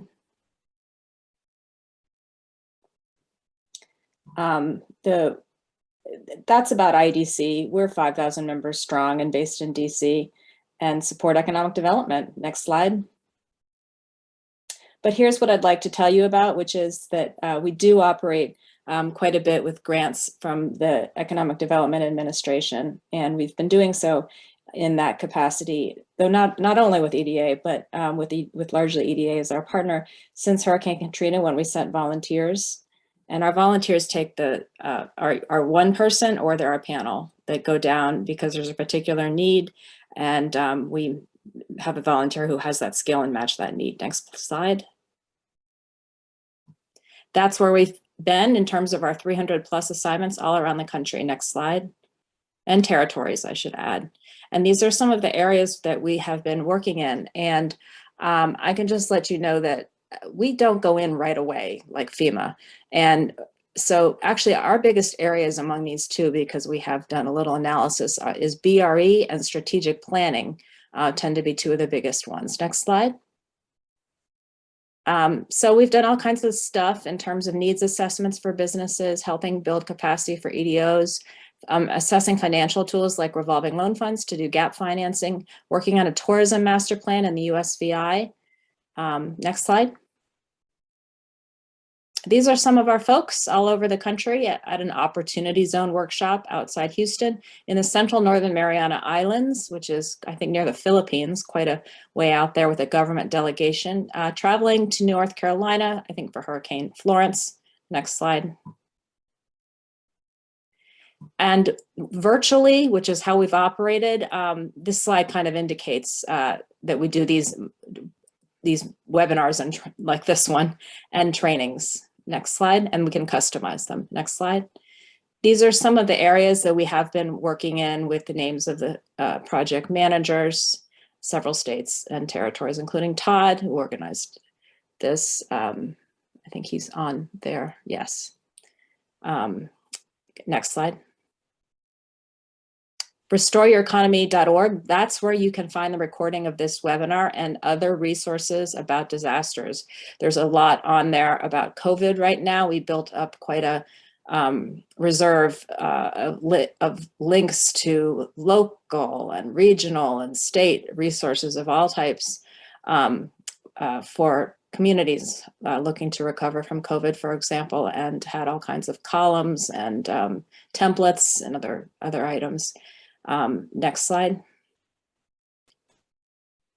And we're working on a research report on COVID, and it's looking at the effect on 8 communities over a span of a year in terms of impacts and strategies. And it includes an update to the Leadership in Times of Crisis Toolkit. It's a big, thick, but very comprehensive look at resilience, full of tools you can apply. We're doing a training with FEMA, or for FEMA, with IDC, with ICMA. And that's going to be October 28th. And there are later ones in December and a couple early next year. And then we do state and local work as well upon request. Next slide.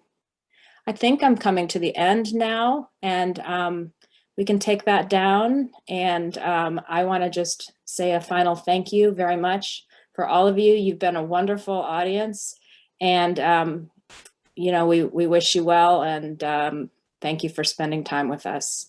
On behalf of all of us from IDC, have a great afternoon.